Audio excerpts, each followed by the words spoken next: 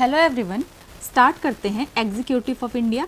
तो एग्जीक्यूटिव में हम ऑलरेडी गवर्नर, प्रेसिडेंट के बारे में पढ़ चुके हैं, ठीक है, वाइस प्रेसिडेंट के बारे में पढ़ चुके हैं। अब हम पढ़ने वाले हैं पीएम के बारे में, काउंसिल ऑफ मिनिस्टर के बारे में। तो जल्दी से इसको भी फिनिश करते हैं, ठीक है।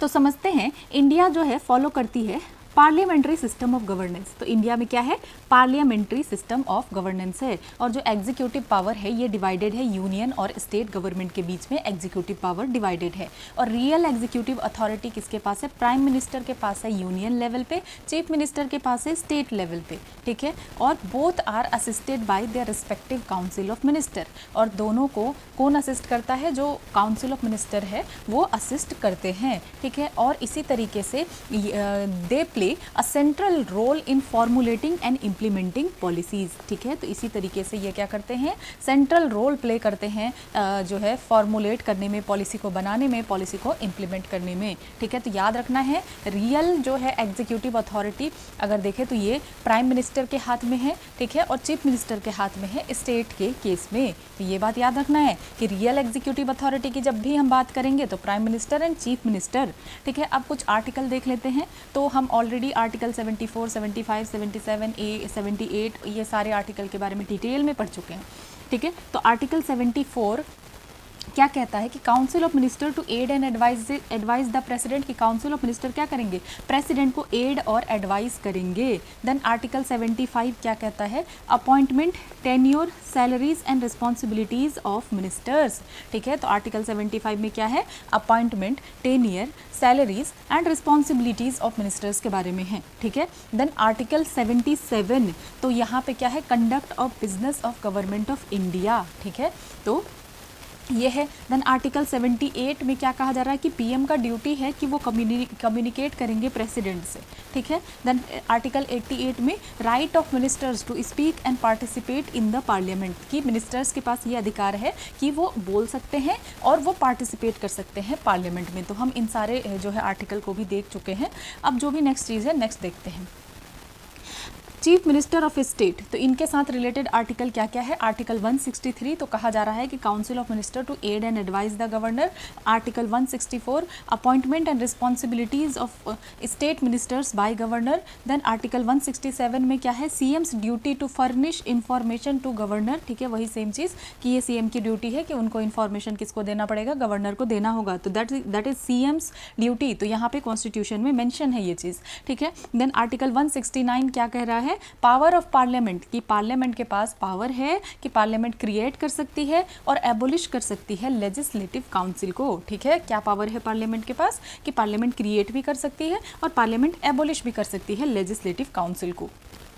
देन अब देखते हैं कुछ कॉन्स्टिट्यूशनल प्रोविजंस जो है पीएम और सीएम के क्या है। तो अपॉइंटमेंट और ओथ अगर देखें तो पीएम को, ठीक है, आर्टिकल 75 के अंदर अपॉइंट किया जाएगा प्रेसिडेंट के द्वारा, और सिमिलरली सीएम को आर्टिकल 164 के अंदर अपॉइंट किया जाएगा गवर्नर के द्वारा, ठीक है। और कोई भी स्पेसिफिक प्रोसीजर मेंशन नहीं है कि किस तरीके से अपॉइंट किया जाएगा, ठीक है। बाय कन्वेंशन अगर देखें तो कॉन्स्टिट्यूशन में क्या कोई स्पेसिफिक प्रोसीजर मेंशन है, नहीं मेंशन है, इस बात को याद रखना है। देन बाय कन्वेंशन जो है लीडर ऑफ मेजोरिटी पार्टी को अपॉइंट किया जाएगा पीएम और सीएम के रूप में, ठीक है। मतलब जो लीडर होंगे मेजोरिटी पार्टी, तो उनको अपॉइंट किया जाएगा एज ए पीएम और सीएम, ठीक है।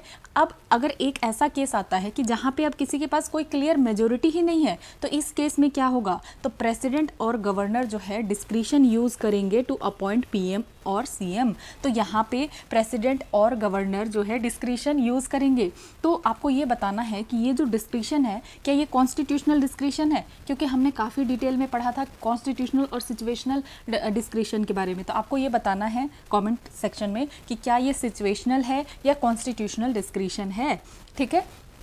देन देखते हैं नेक्स्ट क्या हो रहा है इस केस में, कि अगर कोई क्लियर मेजोरिटी नहीं है तो प्रेसिडेंट और गवर्नर जो है अपना डिस्क्रिशन यूज़ करेंगे पीएम और सीएम को अपॉइंट करने में, और उनको क्या प्रूव करना पड़ेगा, मेजोरिटी प्रूव करना पड़ेगा in the house with in 1 month. तो 1 मंथ के अंदर कितना टाइम, अगर 1 मंथ को 6 मंथ कर दिया जाए तो आप कंफ्यूज हो सकते हैं। तो याद रखना है कि उनको मेजोरिटी 1 मंथ के अंदर ही प्रूव करना होगा।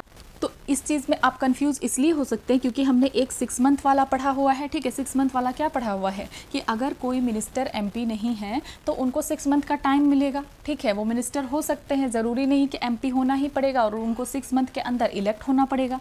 तो इसलिए आपको कंफ्यूज नहीं होना है। यहाँ मेजोरिटी की बात हो रही है कि अगर कोई क्लियर मेजोरिटी ही नहीं है, तो जब क्लियर मेजोरिटी नहीं है तो फिर हाउस में मेजोरिटी को प्रूव करना पड़ेगा 1 मंथ के अंदर। कितने टाइम के अंदर? 1 मंथ के अंदर, ठीक है। उसके बाद अगर in case of death and no clear successor, कि अगर डेथ है और कोई क्लियर सक्सेसर नहीं है तो प्रेसिडेंट और गवर्नर जो है क्या करेंगे? एक्सरसाइज करेंगे individual judgement to appoint a new PM और सीएम, ठीक है।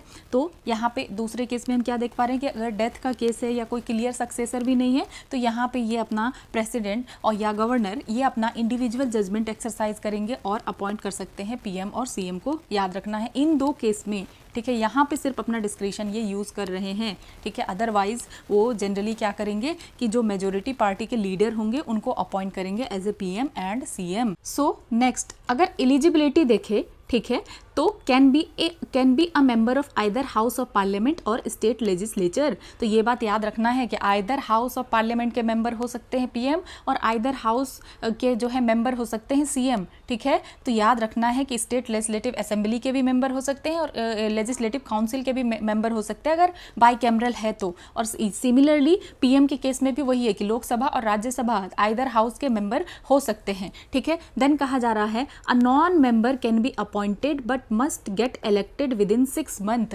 तो नॉन मेंबर को भी अपॉइंट किया जा सकता है लेकिन उनको 6 मंथ के अंदर इलेक्ट होना पड़ेगा, ठीक है। देन ओथ जो है एडमिनिस्टर करवाया जाएगा प्रेसिडेंट के द्वारा पीएम को और गवर्नर के द्वारा सीएम को। Oath of office and secrecy, ठीक है। क्या ओथ दिलाया जाएगा? Oath of office and secrecy. Then term अगर देखें तो पीएम का कोई भी फिक्स टर्म नहीं है, ठीक है, और ये ऑफिस को होल्ड करेंगे ड्यूरिंग प्लेजर ऑफ प्रेसिडेंट। तो याद रखना है कि क्या पीएम का कोई फिक्स टर्म है? कोई फिक्स टर्म नहीं है, ठीक है। अगर ऐसे आ जाता है कि पीएम का ऐसे 5 ईयर टर्म मेंशन है कॉन्स्टिट्यूशन में तो ये सब कुछ क्या होगा? गलत होगा, ठीक है। पीएम का कोई भी फिक्स टर्म मेंशन नहीं है और ये ऑफिस होल्ड करेंगे ड्यूरिंग प्लेजर ऑफ प्रेसिडेंट। उसी तरीके से सीएम का भी कोई फिक्स टर्म नहीं है और ये भी ऑफिस होल्ड करेंगे ड्यूरिंग प्लेजर ऑफ गवर्नर, ठीक है। देन सैलरी अगर देखें तो पीएम का सैलरी जो है डिटरमाइंड बाय पार्लियामेंट और सीएम का salary determined by state legislature, ठीक है। तो सीएम का सैलरी किसके द्वारा डिटरमाइन किया जाएगा? तो स्टेट लेजिस्लेचर और पीएम का पार्लियामेंट।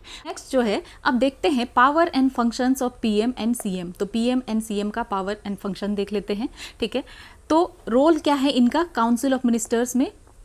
काउंसिल ऑफ मिनिस्टर्स के रिगार्डिंग तो ये रिकमेंड करते हैं name for ministerial appointment to the president and governor. क्या करते हैं? नेम रिकमेंड करते हैं मिनिस्टेरियल अपॉइंटमेंट के लिए, एलोकेट करते हैं और रीशफल करते हैं पोर्टफोलियोज को अमंग मिनिस्टर्स। और ये कह सकते हैं किसी भी मिनिस्टर को रिजाइन करने के लिए और एडवाइस कर सकते हैं डिसमिसल के लिए, ठीक है। तो ये मिनिस्टर को रिजाइन करने के लिए कह सकते हैं और एडवाइस भी कर सकते हैं प्रेसिडेंट को डिसमिस करने के लिए। और ये प्रिसाइड करेंगे over meetings of councils of minister. तो किसके मीटिंग को प्रिसाइड करेंगे? जब काउंसिल ऑफ मिनिस्टर्स का मीटिंग होगा तो प्रिसाइड करेंगे, ठीक है। अगर आप प्रिसाइड देखकर सिर्फ ये मत समझिएगा कि प्रिसाइड मीन्स लोकसभा का स्पीकर, ठीक है। तो काउंसिल ऑफ मिनिस्टर्स का जब मीटिंग होगा तो इसको प्रिसाइड कौन करेंगे? तो पीएम करेंगे, ठीक है। और स्टेट के केस में सीएम करेंगे। ये इन्फ्लुएंस करते हैं और शेप करते हैं डिसीजंस ऑफ काउंसिल, ठीक है। तो जो काउंसिल का डिसीजन है इसको इन्फ्लुएंस करते हैं, शेप करते हैं और ये सेंट्रल फिगर होते हैं पॉलिसी मेकिंग में और एग्जीक्यूटिव प्रोसेस में, ठीक है। तो सबसे जो इंपॉर्टेंट है allocates and reshuffle portfolios among ministers, recommends name of ministerial appointments to the president and governor, इसको याद रखना है। देन अब देखते हैं इम्पैक्ट ऑफ रेजिग्नेशन और डेथ। तो इनके जो है रेजिग्नेशन और डेथ का क्या इम्पैक्ट पड़ेगा समझते हैं।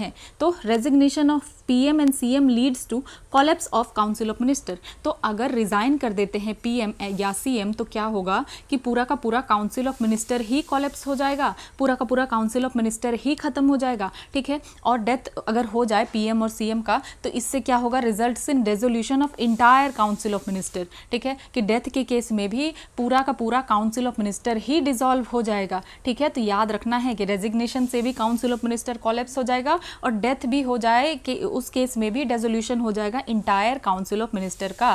देन एडिशनल पावर देख लेते हैं विथ पार्लियामेंट, ठीक है, पार्लियामेंट के रिगार्डिंग क्या एडिशनल पावर है प्राइम मिनिस्टर के पास, तो ये एडवाइस करेंगे प्रेसिडेंट को ऑन समनिंग और प्रोरोगिंग पार्लियामेंट्री सेशन। तो हम देखते हैं कि पार्लियामेंट्री सेशन को समन और प्रोरोग कौन करते हैं, प्रेसिडेंट करते हैं। तो क्या ये अपनी मर्जी से करेंगे, क्या ये इनका अपना डिस्क्रिशन है, नहीं, ये पीएम के कहने पे करेंगे। Can recommend dissolution of Lok Sabha, और लोकसभा को डिसोल्यूशन करने के लिए भी पीएम को रिकमेंड कर सकते हैं कि लोकसभा को डिसॉल्व किया जाना चाहिए। और announces government policies on the floor of house, तो जो भी गवर्नमेंट पॉलिसीज होगा उसको अनाउंस करेंगे। देन कुछ अदर रोल्स देख लेते हैं, other roles of the prime minister, कि प्राइम मिनिस्टर का क्या अदर रोल है। तो ये चेयरमैन होंगे नीति आयोग के, ठीक है, नेशनल इंटीग्रेशन काउंसिल के। प्राइम मिनिस्टर की बात कर रहे हैं, ये इंपॉर्टेंट है, आपको पता होना चाहिए किसके चेयरमैन है, तो काफ़ी सारा क्वेश्चन भी सॉल्व हो जाएगा। चेयरमैन किसके होंगे, नीति आयोग के, नेशनल इंटीग्रेशन काउंसिल के, इंटर स्टेट काउंसिल के, नेशनल वाटर रिसोर्स काउंसिल के, ठीक है। क्या क्या देखने के लिए मिला, एक तो नीति आयोग याद रखना है, national integration council, inter state council, national water resource council, ठीक है, वाटर रिसोर्स काउंसिल, और कुछ अदर इंपॉर्टेंट काउंसिल्स भी।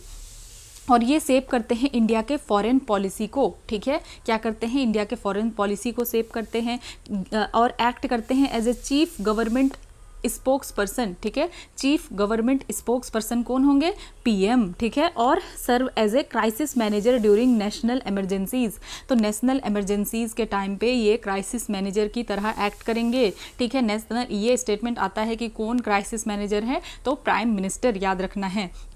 और ये leader of the ruling political party in the parliament, तो ये लीडर होंगे किसके, रूलिंग पॉलिटिकल पार्टी के लीडर होंगे पीएम। अब एडिशनल पावर देख लेते हैं चीफ मिनिस्टर का स्टेट लेजिस्लेचर के साथ। तो ये एडवाइस करेंगे गवर्नर को समन और प्रोरोग करने के लिए स्टेट असेंबली सेशन को। ये रिकमेंड करेंगे डिसोल्यूशन ऑफ लेजिस्लेटिव असेंबली को, ठीक है, कि लेजिस्लेटिव असेंबली को डिसॉल्व किया जाना चाहिए, ये रिकमेंड करेंगे। और अनाउंस करेंगे स्टेट गवर्नमेंट के पॉलिसीज़ को floor on off the house में, ठीक है। तो ये बात याद रखना है। ये फॉरेन वाला तो डेफिनेटली नहीं आएगा इनके साथ, तो ये सब चीज़ याद रखना है कि जो पीएम है ये शेप करते हैं इंडिया के फॉरेन पॉलिसी को। पीएम जो है चीफ गवर्नमेंट स्पोक्स पर्सन की तरह एक्ट करते हैं, और ये क्राइसिस मैनेजर भी हैं ड्यूरिंग नेशनल इमरजेंसीज, ठीक है। ये सब कौन है, पीएम। और अब नेक्स्ट देख लेते हैं कुछ अदर रोल्स चीफ मिनिस्टर का। तो ये चेयरमैन होते हैं स्टेट प्लानिंग बोर्ड का, किसका, स्टेट प्लानिंग बोर्ड का चेयरमैन होते हैं कौन, चीफ मिनिस्टर। और वाइस चेयरमैन होते हैं जोनल काउंसिल का। हमने जोनल काउंसिल पढ़ा था कि रोटेशनल बेसिस पे ये वाइस चेयरमैन कौन होंगे, जोनल काउंसिल का, तो चीफ मिनिस्टर होंगे। देन अब देखते हैं, और आपको ये बताना है कि जोनल काउंसिल का अगर ये वाइस चेयरमैन है तो फिर चेयरमैन कौन होंगे, ठीक है। जोनल काउंसिल के चेयरमैन के बारे में आपको बताना है, ठीक है। और इंटर स्टेट काउंसिल का तो हमने अभी भी देख लिया। अब आप बताइए जोनल काउंसिल के चेयरमैन कौन होंगे, ठीक है।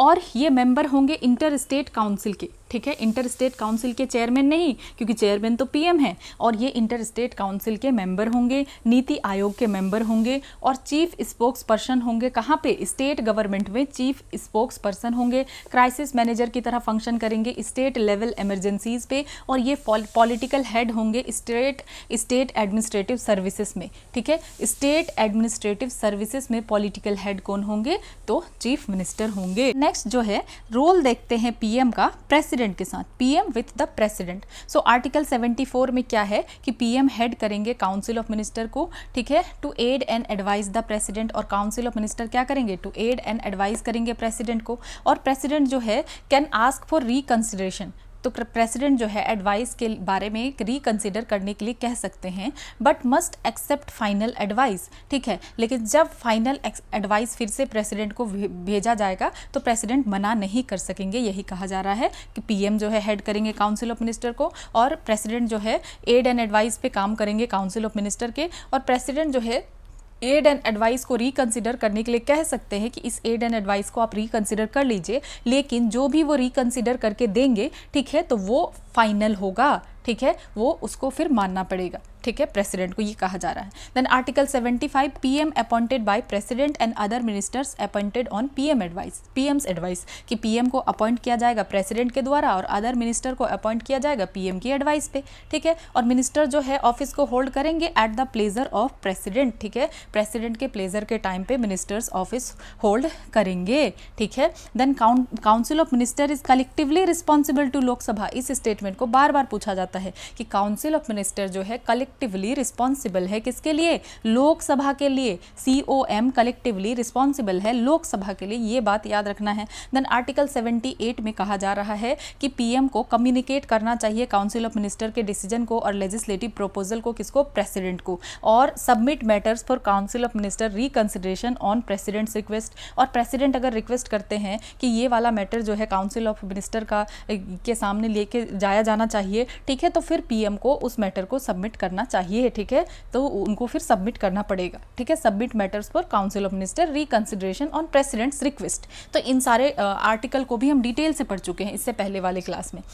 देन अदर रोल क्या है, PM advises the president on appointments of की कॉन्स्टिट्यूशनल ऑफिशियल्स, तो पीएम क्या करेंगे, प्रेसिडेंट को एडवाइस करेंगे जब इन कॉन्स्टिट्यूशनल ऑफिसर्स को अपॉइंट किया जाता है प्रेसिडेंट के द्वारा, ठीक है। इनको अपॉइंट कौन करेंगे, प्रेसिडेंट अपॉइंट करेंगे, किन के एडवाइस पे करेंगे, तो पीएम के एडवाइस पे करेंगे, ठीक है। कौन कौन सा ऑफिस है वो, तो ऑफिस है अटॉर्नी जनरल का, कंट्रोलर एंड ऑडिटर जनरल का, यूपीएससी चेयरमैन का, इलेक्शन कमिश्नर्स का। तो ये जो की कॉन्स्टिट्यूशनल ऑफिशियल्स हैं इनको पीएम के एडवाइस पे ही प्रेसिडेंट अपॉइंट करेंगे, attorney general, controller and auditor general, UPSC chairman, election commissioners, ठीक है। अब देखते हैं सीएम विथ गवर्नर, तो आर्टिकल 163 कह रहा है कि सीएम जो है हेड करेंगे, ठीक है, काउंसिल ऑफ मिनिस्टर को, और गवर्नर एड एंड एडवाइस पे क्या करेंगे, काउंसिल ऑफ मिनिस्टर के एड एंड एडवाइस पे जो है काम करेंगे, ठीक है। देन गवर्नर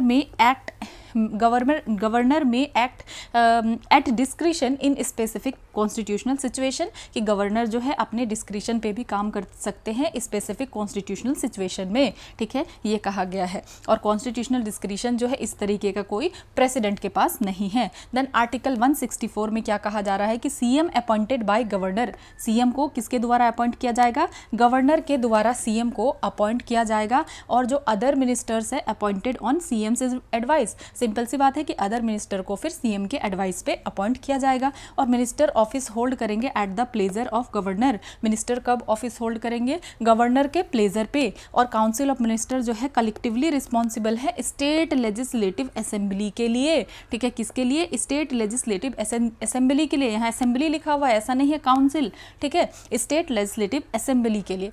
देन आर्टिकल 167, तो यहाँ पे कहा जा रहा है सेम चीज़ कि सीएम को कम्युनिकेट करना पड़ेगा काउंसिल ऑफ मिनिस्टर्स के डिसीजंस को और लेजिस्लेटिव प्रपोजल्स जो भी रहा होगा गवर्नर के सामने, और अगर गवर्नर कहे तो कुछ मैटर को जो है सबमिट करना पड़ेगा काउंसिल ऑफ मिनिस्टर के रिकंसिडरेशन पे, अगर गवर्नर रिक्वेस्ट करे तो फिर ये करना पड़ेगा सीएम को, ये कहा जा रहा है। तो ये जो फ्रेज है प्लेजर ऑफ प्रेसिडेंट, ठीक है, तो ये एक कॉन्स्टिट्यूशनल डॉक्ट्रिन है इंडिया में, और इसको लिया गया है ब्रिटिश पार्लियामेंट्री सिस्टम से, जिसका मतलब है कि सर्टेन ऑफिशियल्स जो है क्या करेंगे, ऑफिस को होल्ड करेंगे as long as the president or governor is pleased with them, कि जब तक गवर्नर और प्रेसिडेंट प्लीज्ड है उनसे तब तक वो उस ऑफिस को होल्ड करेंगे। तो ये ऐसा जनरली कहा जाता है, इसीलिए प्लेजर ऑफ द प्रेसिडेंट, ठीक है। देन अब समझते हैं प्राइम मिनिस्टर्स ऑफिस, पीएमओ के बारे में। तो पीएमओ क्या करता है, सपोर्ट करता है प्राइम मिनिस्टर को in managing government of India, कि गवर्नमेंट को मैनेज करने के लिए जो है सपोर्ट करता है प्राइम मिनिस्टर को पीएमओ, ठीक है। Assist in executing constitutional executive and administrative responsibilities, तो जो है असिस्ट करता है ताकि कॉन्स्टिट्यूशनल या एग्जीक्यूटिव या जो भी एडमिनिस्ट्रेटिव रिस्पॉन्सिबिलिटीज़ हो उसको प्रॉपरली एग्जीक्यूट किया जा सके, ठीक है। Coordinates functioning of various ministers and department, ठीक है, तो ये क्या करता है, कोऑर्डिनेट करता है जो बहुत सारी मिनिस्ट्रीज़ है, बहुत सारे डिपार्टमेंट है, ताकि प्रॉपरली मैनेज किया जाए। तो प्राइम मिनिस्टर ऑफिस जो है यही सारी चीज़ों के लिए होता है। ये प्रोवाइड करते हैं पॉलिसी एडवाइस और एडमिनिस्ट्रेटिव गाइडेंस, ठीक है, क्या प्रोवाइड करते हैं, पॉलिसी एडवाइस प्रोवाइड करते हैं, एडमिनिस्ट्रेटिव गाइडेंस प्रोवाइड करते हैं ताकि मैनेज किया जा सके गवर्नमेंट ऑफ इंडिया को। और हेड किसके द्वारा किया जाएगा, तो पीएमओ को हेड किया जाता है principal secretary to the PM. तो पीएम के जो प्रिंसिपल सेक्रेटरी होंगे उनके द्वारा हेड किया जाता है। याद रखना है कि पीएमओ को हेड किसके द्वारा किया जाता है, प्रिंसिपल सेक्रेटरी। और इसमें जो है अदर सीनियर ऑफिशियल्स और एडवाइजर्स भी होते हैं पीएमओ में, ठीक है, प्राइम मिनिस्टर्स ऑफिस। देन कुछ डिपार्टमेंट है जो पीएमओ के अंदर ही आता है, ठीक है। पीएमओ के अंदर कौन कौन डिपार्टमेंट है, department of atomic energy, department of space, national security council. तो ये सारे डिपार्टमेंट जो है पीएमओ के अंदर आते हैं। क्या क्या है, department of atomic energy, department of space, national security council, ठीक है। नेशनल सिक्योरिटी काउंसिल के बारे में 2025 में भी पूछा गया है। तो इसको फॉर्मली इस्टेब्लिश किया गया था 1998 में एग्जीक्यूटिव ऑर्डर के थ्रू, ठीक है, executive order of government of India national security के लिए और स्ट्रेटेजिक अफेयर्स के लिए, ठीक है। और ये कॉन्स्टिट्यूशनल बॉडी नहीं है, ठीक है, क्योंकि ये मेंशन नहीं है कॉन्स्टिट्यूशन में, ये कॉन्स्टिट्यूशनल बॉडी नहीं है। इसको एग्जीक्यूटिव ऑर्डर के थ्रू जो है इस्टेब्लिश किया गया था 1998 में नेशनल सिक्योरिटी के लिए और स्ट्रेटेजिक अफेयर्स के लिए। तो ये नेशनल सिक्योरिटी काउंसिल किसके डिपार्टमेंट में है, तो डिपार्टमेंट्स अंडर पीएमओ। अब देखते हैं प्राइम मिनिस्टर्स फंड के बारे में, ठीक है। तो prime ministers national relief fund, PMNRF, तो समझते हैं इसको इस्टेब्लिश किया गया था 1948 में जवाहरलाल नेहरू के द्वारा, इनिशियली फॉर डिस्प्लेस्ड पीपल। तो जो डिस्प्लेस्ड लोग हैं ना उनके लिए इसको इस्टेब्लिश किया गया था, ठीक है। और अब जो है यूज़ किया जाता है नेचुरल डिजास्टर के केस में और मेडिकल रीइम्बर्समेंट के केस में यूज़ किया जाता है, ठीक है। हेल्प किया जाता है with medical expenses for serious elements. तो अगर कोई सीरियस जैसे डिजीज़ है, हार्ट सर्जरीज, कैंसर ट्रीटमेंट, तो इसके लिए सपोर्ट किया जाता है। और ये फंडिंग जो है voluntary donation from individuals, organisations और PSUs। तो इसमें जो है फंडिंग कहाँ से आता है, तो वॉलेंट्री डोनेशन दिया जाता है, मतलब अपनी मर्जी से कोई इंडिविजुअल है, ऑर्गेनाइजेशंस है या PSUs है तो वो चाहे तो डोनेट कर सकते हैं। देन जो डोनेट करेंगे उनको टैक्स बेनिफिट मिलेगा, ठीक है, 100% टैक्स डिडक्टेबल। तो 100% जो है टैक्स डिडक्टेबल होगा under section 80G of income tax act 1961। तो सिंपल सी बात है, कहा जा रहा है कि अगर आप डोनेट करेंगे, जैसे सपोज 10,000 रुपीज़ आप PMNRF फंड में डोनेट कर रहे हैं, तो आप जो है फुल 10,000 रुपीज़ डिडक्ट कर सकते हैं अपने टैक्सेबल इनकम में से। इस पे कोई अपर लिमिट नहीं है, ठीक है। PMNRF डोनेशन के लिए ऑब्वियसली अपर लिमिट नहीं ही होगा, आप जितना चाहें उतना डोनेट कर सकते हैं। देन नेशनल डिफेंस फंड, तो इसको इस्टेब्लिश किया गया था 1962 में आफ्टर सीनो इंडियन वॉर। और इसको चेयर किया जाता है किसके द्वारा, प्राइम मिनिस्टर के द्वारा, ठीक है। किसके द्वारा चेयर किया जाता है, प्राइम मिनिस्टर के द्वारा चेयर किया जाता है नेशनल डिफेंस फंड को। और फंड कैसे इसमें आता है, तो funded through voluntary public contributions. तो वॉलेंट्री पब्लिक कॉन्ट्रीब्यूशन से इसमें फंड आता है और 100% टैक्स जो है डिडक्टेबल होता है अंडर सेक्शन 80G। तो याद रखना है इसमें भी 100% टैक्स डिडक्टेबल होता है। नेक्स्ट अब देखते हैं PM केयर्स फंड। तो इसको क्रिएट किया गया था कब, मार्च 2020 में PM नरेंद्र मोदी के द्वारा, ठीक है। PM केयर्स फंड को कब लाया गया था, 2020 में कोविड-19 के टाइम पे लाया गया था ताकि मैनेज किया जा सके कोविड-19 को और अदर इमरजेंसी सिचुएशन को। और इसको भी फंड किया जाता है कैसे, वॉलेंट्री डोनेशन के थ्रू इसमें फंड आएगा और ये टैक्स बेनिफिट के लिए एलिजिबल हैं। तो यहाँ पे ऐसा नहीं लिखा है 100% टैक्स डिडक्टेबल जैसे यहाँ पे है, यहाँ पे लिखा है कि हाँ आपको टैक्स बेनिफिट मिलेगा, पर परसेंटेज मेंशन नहीं है, ये बात याद रखना है। देन अब देखते हैं role of prime minister. Prime minister का क्या क्या रोल है, कुछ स्कॉलर्स के द्वारा इनको क्या कहा गया है। तो सर विलियम हारकोट कहते हैं कि PM is moon among lesser stars, कि PM क्या है, मून है among lesser stars. Ivor Jenning कहते हैं कि PM जो है सन है अराउंड विच प्लैनेट्स रिवॉल्व, ठीक है।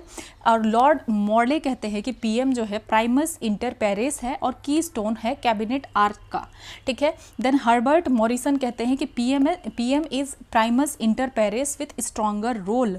देन RH क्रॉसमैन कहते हैं cabinet government turned into prime ministerial government. तो जो ये कैबिनेट गवर्नमेंट है ये टर्न हो जाता है किसमें, प्राइम मिनिस्टेरियल गवर्नमेंट में।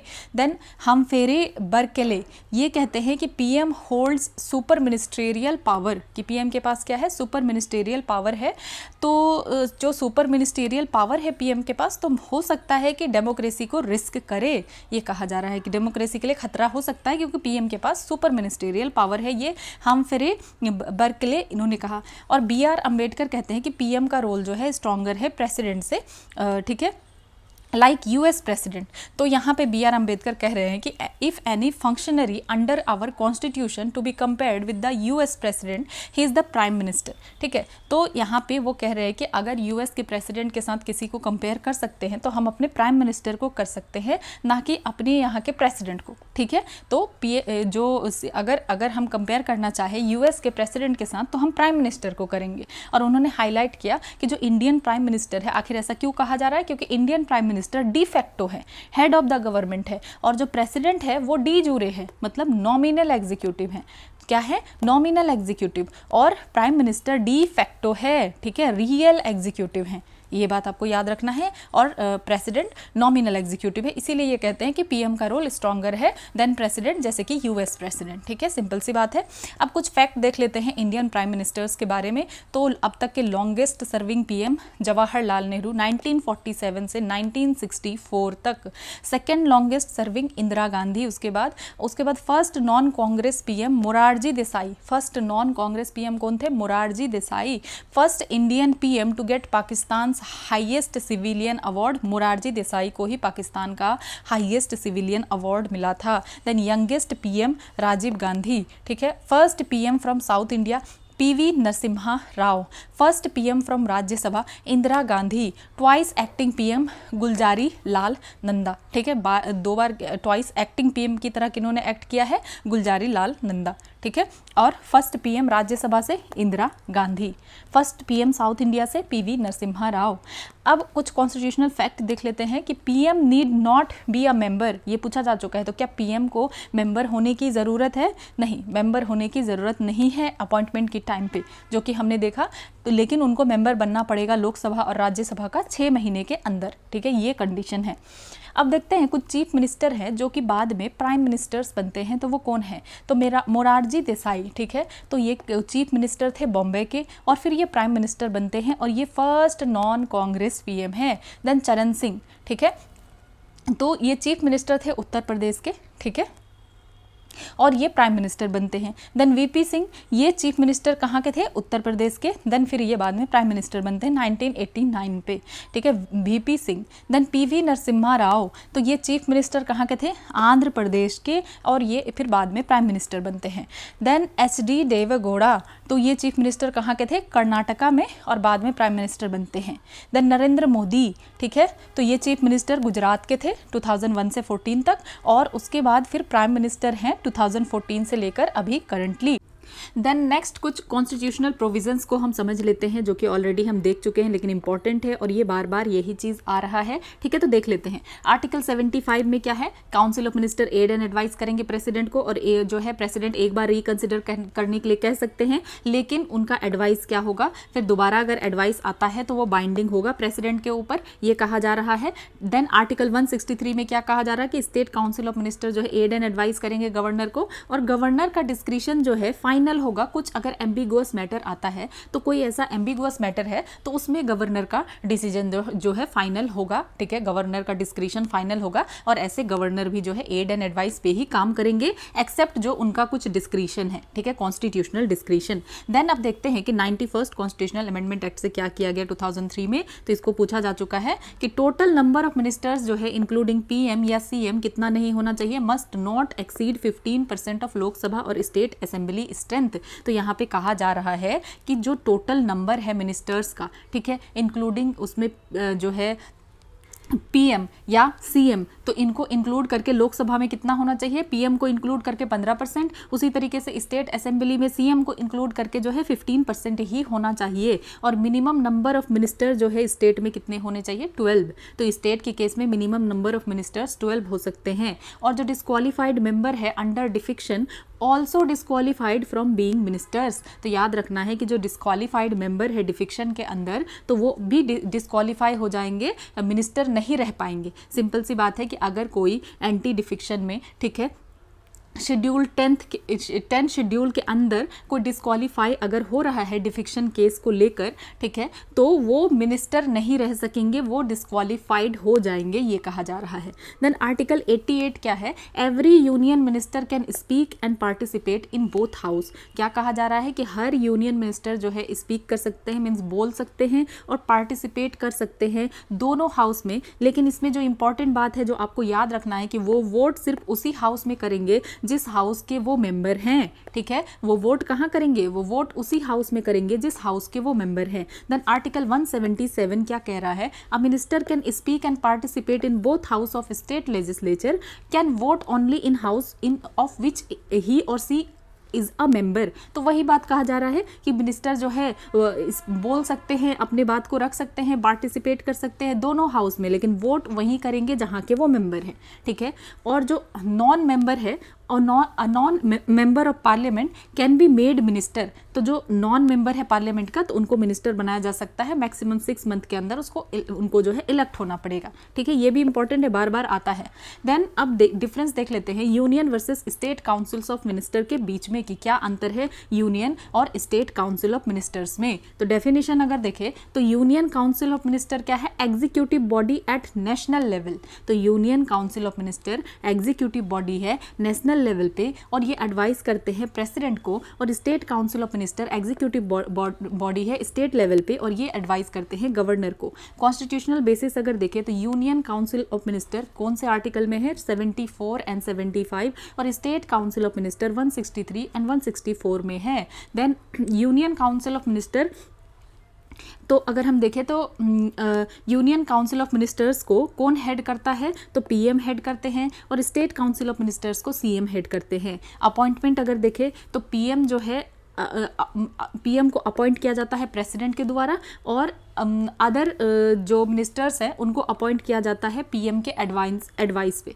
ठीक है, प्रेसिडेंट के द्वारा। और सिमिलरली उसी तरीके से सीएम को अपॉइंट किया जाता है गवर्नर के द्वारा। देन और मिनिस्टर्स को, अदर्स को फिर अपॉइंट किया जाएगा सीएम के कहने पे, ठीक है। देन ओथ अगर देखें तो ओथ एडमिनिस्टर कराया जाएगा यूनियन काउंसिल ऑफ मिनिस्टर्स को प्रेसिडेंट के द्वारा, और स्टेट काउंसिल्स ऑफ मिनिस्टर को गवर्नमेंट के द्वारा, sorry not government, governor, okay, governor के द्वारा।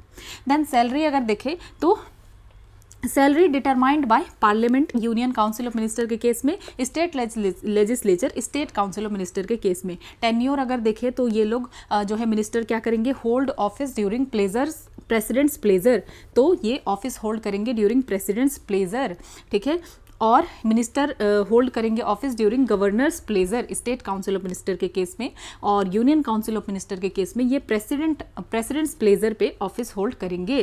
देन कलेक्टिव रिस्पॉन्सिबिलिटी, तो यूनियन काउंसिल ऑफ मिनिस्टर जो है रिस्पॉन्सिबल है लोकसभा के लिए, और state council of ministers responsible हैं किसके लिए? स्टेट लेजिस्लेटिव असेंबली के लिए। देन साइज अगर देखें तो यूनियन काउंसिल ऑफ मिनिस्टर जो है टिपिकली 60 to 70 मिनिस्टर हैं, लेकिन 15% से ज़्यादा नहीं होना चाहिए लोकसभा स्ट्रेंथ का, और state council of minister minimum जो है 12 मिनिस्टर हैं, और ये 15% से ज़्यादा नहीं होना चाहिए स्टेट असेंबली स्ट्रेंथ का।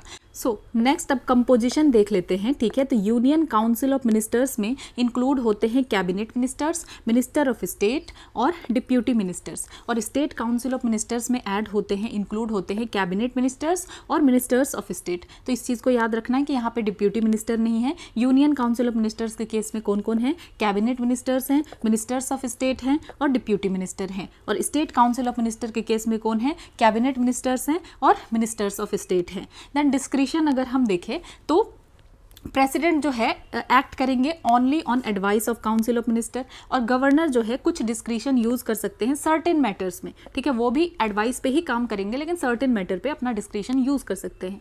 जब जुडिशियल रिव्यू अगर देखें तो जो भी एडवाइस दिया गया होगा काउंसिल ऑफ मिनिस्टर के द्वारा, उसको चैलेंज नहीं किया जा सकता है कोर्ट में। बोथ यूनियन एंड स्टेट, दोनों के केस में कि जो भी एडवाइस काउंसिल ऑफ मिनिस्टर ने दिया है उसको चैलेंज नहीं किया जा सकता है।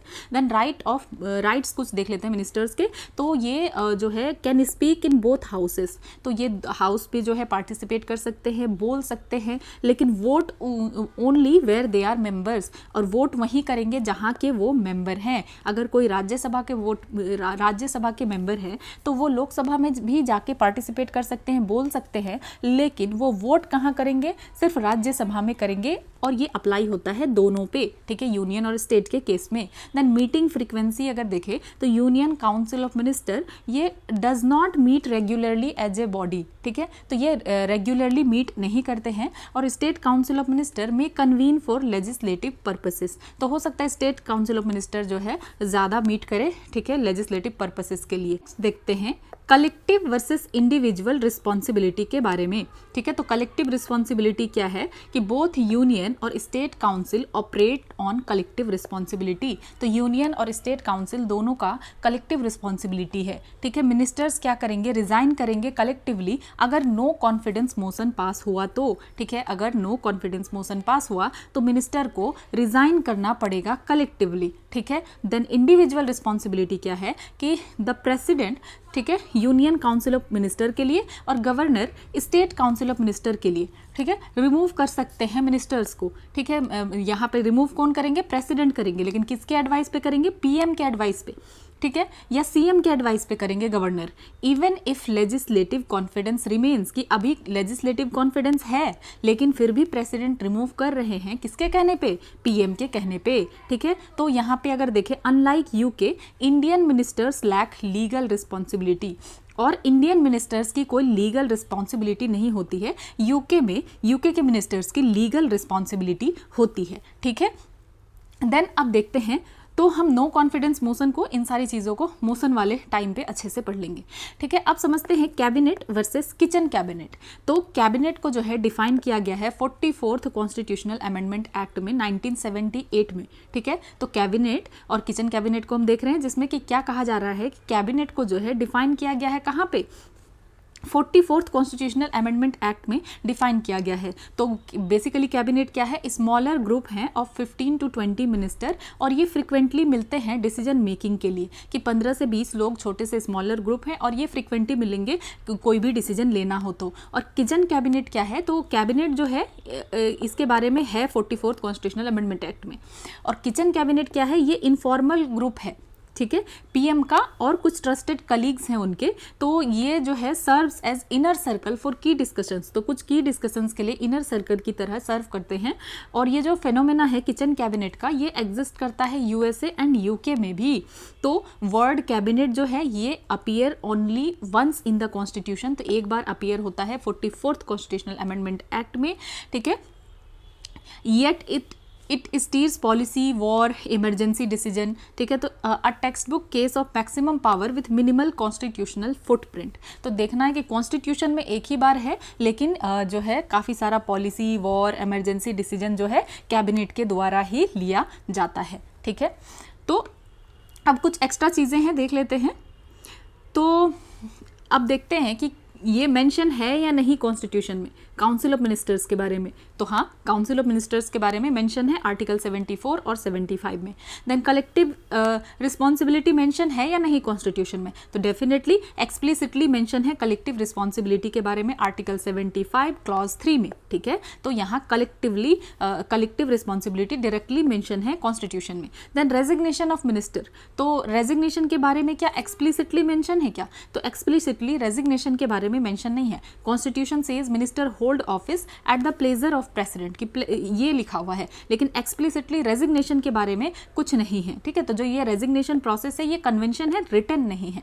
Then office of deputy prime minister, तो ये भी कहीं भी मेंशन नहीं है कॉन्स्टिट्यूशन में। क्या ऑफिस डिप्यूटी प्राइम मिनिस्टर का मेंशन है, मेंशन नहीं है, ये प्योरली एक्स्ट्रा और कॉन्स्टिट्यूशनल पोस्ट है, ठीक है। देन और कुछ स्टेटमेंट देख लेते हैं। PM as a head of council of minister, ठीक है। तो जब हम कह रहे हैं कि पीएम हेड है काउंसिल ऑफ मिनिस्टर के, तो पीएम के पास फ्री हैंड है डिस्ट्रीब्यूशन ऑफ पोर्टफोलियोज में, बिल्कुल है, क्योंकि पीएम क्या करते हैं, एलोकेट करते हैं और रीशफल करते हैं पोर्टफोलियो को। पीएम जो है रीशफल करते हैं कि PM can reshuffle ministers and ask any minister to resign, तो डेफिनेटली वो रीशफल करेंगे और कह सकते हैं किसी भी मिनिस्टर को रिजाइन करने के लिए, ठीक है, क्योंकि मिनिस्टर जो है ऑफिस होल्ड करते हैं at the pleasure of president, लेकिन इफेक्टिवली देखा जाए तो पीएम कंट्रोल करते हैं क्योंकि पीएम ही एडवाइस करेंगे, ठीक है। अब यहाँ पे एक स्टेटमेंट है कि PM is bound by advice of minister, तो क्या पीएम बाउंड है मिनिस्टर के एडवाइस पे? नहीं, बल्कि प्रेसिडेंट बाउंड है, तो ये स्टेटमेंट गलत हो जाता है। तो president who is bound by the advice of council of minister headed by PM, not the PM, ठीक है। उसके बाद कहा जा रहा है एक और स्टेटमेंट क्या है कि पीएम जो है एडवाइस करते हैं मिनिस्टर्स को डे टू डे एडमिनिस्ट्रेशन में, तो क्या ऐसा है कि पीएम जो है एडवाइस करते हैं मिनिस्टर्स को डे टू डे एडमिनिस्ट्रेशन में? ये इनकरेक्ट है, ये एक तरीके से ट्रैप ही हो जाएगा, क्योंकि पीएम जो है ओवरऑल डायरेक्शन, कोऑर्डिनेशन और लीडरशिप देते हैं, लेकिन डे टू डे एडमिनिस्ट्रेशन जो है हैंडल किया जाता है इंडिविजुअल मिनिस्टर्स के द्वारा, ठीक है। देन अब काउंसिल ऑफ मिनिस्टर के बारे में अगर देखें तो काउंसिल ऑफ मिनिस्टर को रिकॉग्नाइज किया जाता है कॉन्स्टिट्यूशन के द्वारा, डेफिनेटली आर्टिकल 74 एंड 75। हमने देखा था ब्रिटेन के केस में जो है नहीं है कॉन्स्टिट्यूशनली मेंशन, लेकिन हमारे केस में है। Then the number of its member is not specified in the constitution, तो ये करेक्ट है। क्या नंबर बताया गया है? नंबर नहीं बताया गया है। यहाँ पे आर्टिकल 75 क्लॉज 1A में कहा गया है, यहाँ एक सीलिंग लिमिट दिया गया है 15% का, लेकिन ये फिक्स नहीं कर रहा एग्जैक्ट नंबर। तो यहाँ पे आप कंफ्यूज हो सकते हैं ना कि एग्जैक्ट नंबर बताया गया है, एग्जैक्ट नंबर नहीं बताया गया है, ठीक है। और its working as per the provision of constitution, तो यहाँ पे क्या वर्किंग जो भी है सारा कुछ मेंशन है कॉन्स्टिट्यूशन में, तो ये गलत है, ठीक है, क्योंकि कॉन्स्टिट्यूशन सिर्फ एक ब्रॉड प्रिंसिपल्स देता है, यहाँ पे इस तरीके से कुछ मेंशन नहीं है। Actual working is based on convention, तो जो एक्चुअल वर्किंग हो रहा है ये कन्वेंशन के बेस पे है, कोई डिटेल प्रोविजन कॉन्स्टिट्यूशन में रिटन नहीं है, ठीक है। उसके बाद its member and their ranks are decided by prime minister, तो ये सही बात है कि काउंसिल ऑफ मिनिस्टर के मेंबर और उनका रैंक को कौन डिसाइड करते हैं? प्राइम मिनिस्टर डिसाइड करते हैं, देन प्रेसिडेंट के द्वारा अपॉइंट किया जाता है। सो अब नेक्स्ट देखते हैं पार्लियामेंट ऑफ इंडिया, ठीक है, पार्ट 5 में है और आर्टिकल 79 टू 122 में है, ठीक है। पार्ट कौन सा है? पार्ट 5 आर्टिकल 79 टू 122, और पार्लियामेंट काफ़ी इंपॉर्टेंट चैप्टर है। तो समझते हैं स्ट्रक्चर ऑफ पार्लियामेंट। तो जब हम कह रहे हैं पार्लियामेंट, तो पार्लियामेंट मिलकर बना होता है प्रेसिडेंट से प्लस लोकसभा प्लस राज्यसभा, ठीक है। प्रेसिडेंट, लोकसभा प्लस राज्यसभा, तो हम कहेंगे पार्लियामेंट, ठीक है। और एक बात याद रखना है कि प्रेसिडेंट जो है मेंबर नहीं है आइदर हाउस के, ठीक है, दोनों हाउस में से किसी भी, ना लोकसभा के मेंबर होते हैं ना राज्यसभा के मेंबर होते हैं, लेकिन इंटीग्रल पार्ट होते हैं पार्लियामेंट के, ठीक है। Similar to UK system, UK में भी ऐसा ही कुछ होता है, लेकिन यूएसए में क्या होता है कि प्रेसिडेंट जो है पार्ट नहीं होते हैं लेजिस्लेचर के, ठीक है। तो इस चीज़ को समझते हैं कि यूके में देखें तो जनरली क्या होता है, तो give me a moment, yes, तो यूके में अगर हम देखें तो जनरली यूके में क्या होता है कि पार्लियामेंट है, पार्लियामेंट में क्राउन में कौन है, किंग या क्वीन है, प्लस वहाँ पे हाउस ऑफ लॉर्ड है, हाउस ऑफ कॉमन है, और जो हेड ऑफ द स्टेट है, क्राउन है, उसको भी पार्ट ऑफ पार्लियामेंट माना जाता है। जैसे हमारे यहाँ प्रेसिडेंट को भी जो है पार्लियामेंट का पार्ट माना जाता है, ठीक है। लेकिन यूनाइटेड स्टेट में, यूएस में क्या होता है कि लेजिस्लेचर जो है वहाँ पे लेजिस्लेचर क्या है, कांग्रेस है, कांग्रेस में senate plus house of representatives. तो यहाँ पे क्या होता है कि प्रेसिडेंट जो है लेजिस्लेचर का पार्ट नहीं है, वो प्योरली क्या है, एग्जीक्यूटिव हैं। तो इंडिया और यूके पार्लियामेंट्री सिस्टम है इंडिया और यूके में, और एग्जीक्यूटिव जो है पार्ट ऑफ लेजिस्लेचर। ये बात याद रखना है कि एग्जीक्यूटिव जो है लेजिस्लेचर का ही पार्ट है। हेड ऑफ द स्टेट जो होते हैं वो इंक्लूड होते हैं पार्लियामेंट के स्ट्रक्चर में फॉर्मली, लेकिन यूएसए में प्रेसिडेंशियल सिस्टम फॉलो होता है, स्ट्रिक्ट सेपरेशन है, और जो प्रेसिडेंट है वो कंप्लीटली सेपरेट होते हैं लेजिस्लेचर से। तो ये बात याद रखना है कि यूएसए में क्या होगा, जो प्रेसिडेंट होंगे वो लेजिस्लेचर से कंप्लीटली सेपरेटेड होंगे, ठीक है। तो ये चीज़ आपको ध्यान में रखना है। अब देखते हैं कौन कौन सा आर्टिकल कवर है। तो आर्टिकल 79 टू 122, और इसमें कवर करता है ये organisation, composition, duration, officers, procedures, और जो प्रिविलेजेस और पावर्स है पार्लियामेंट के, सब कुछ है। देन हिंदी नेम अडॉप्शन, तो राज्यसभा और लोकसभा इसको कब अडॉप्ट किया गया, ऑफिशियली 1954 में अडॉप्ट किया गया, ठीक है। तो ये जो हिंदी नाम है राज्यसभा और लोकसभा, इसको अडॉप्ट किया गया 1954 में, ठीक है। देन रिप्रेजेंटेशन अगर देखें तो राज्यसभा, राज्यसभा किसको रिप्रेजेंट करता है? स्टेट्स और यूटीज़ को। Rajya Sabha represents states and UTs, और लोकसभा रिप्रेजेंट करते हैं, लोकसभा किसको रिप्रेजेंट करता है? People of India as a whole. तो Rajya Sabha states and UTs and Lok Sabha people of India as a whole. Then Rajya Sabha was first constituted in 1952। तो राज्यसभा फर्स्ट कब कॉन्स्टिट्यूट हुआ था? 1952 में। और नाम कब चेंज किया गया? हिंदी नाम अडॉप्ट किया गया 1954 में। राज्यसभा का मतलब states and UTs, Rajya Sabha represent किसको करता है? स्टेट एंड यूटी को, और लोकसभा पीपल ऑफ इंडिया को एज ए होल। देन अब कुछ की फीचर अगर देखें तो Lok Sabha lower house, Rajya Sabha upper house कहा जाता है। देन रिप्रेजेंट किसको करता है? तो लोकसभा जो है पीपल को, और राज्यसभा स्टेट्स एंड यूटीज को। डिसोल्यूशन अगर देखें तो लोकसभा को डिसॉल्व किया जा सकता है, राज्यसभा को डिसॉल्व नहीं किया जा सकता है। टेन्योर अगर देखें लोकसभा का 5 ईयर है, लेकिन 5 ईयर्स है, लेकिन पहले भी डिसॉल्व किया जा सकता है, और ये परमानेंट है। और 1/3 मेंबर जो है रिटायर करेंगे एवरी सेकेंड ईयर। तो याद रखना है कि 1/3 मेंबर जो है रिटायर करेंगे एवरी सेकेंड ईयर, और ये परमानेंट है। देन अब देखते हैं role of president in parliament. तो प्रेसिडेंट का क्या रोल है पार्लियामेंट में, इसको अच्छे से समझते हैं। प्रेसिडेंट जो है मेंबर नहीं है, लेकिन एसेंशियल पार्ट है पार्लियामेंट के। देन पावर्स और फंक्शंस अगर हम देखें तो ये समन करते हैं, प्रोरोग करते हैं दोनों हाउस को, ये डिसॉल्व कर सकते हैं लोकसभा को, ठीक है, बिफोर 5 ईयर। और अगर ये डिसॉल्व करते हैं तो ये चैलेंजेबल नहीं है कोर्ट में। अगर डिसॉल्व किया जाए लोकसभा को तो ये इसको चैलेंज नहीं किया जा सकता कोर्ट में।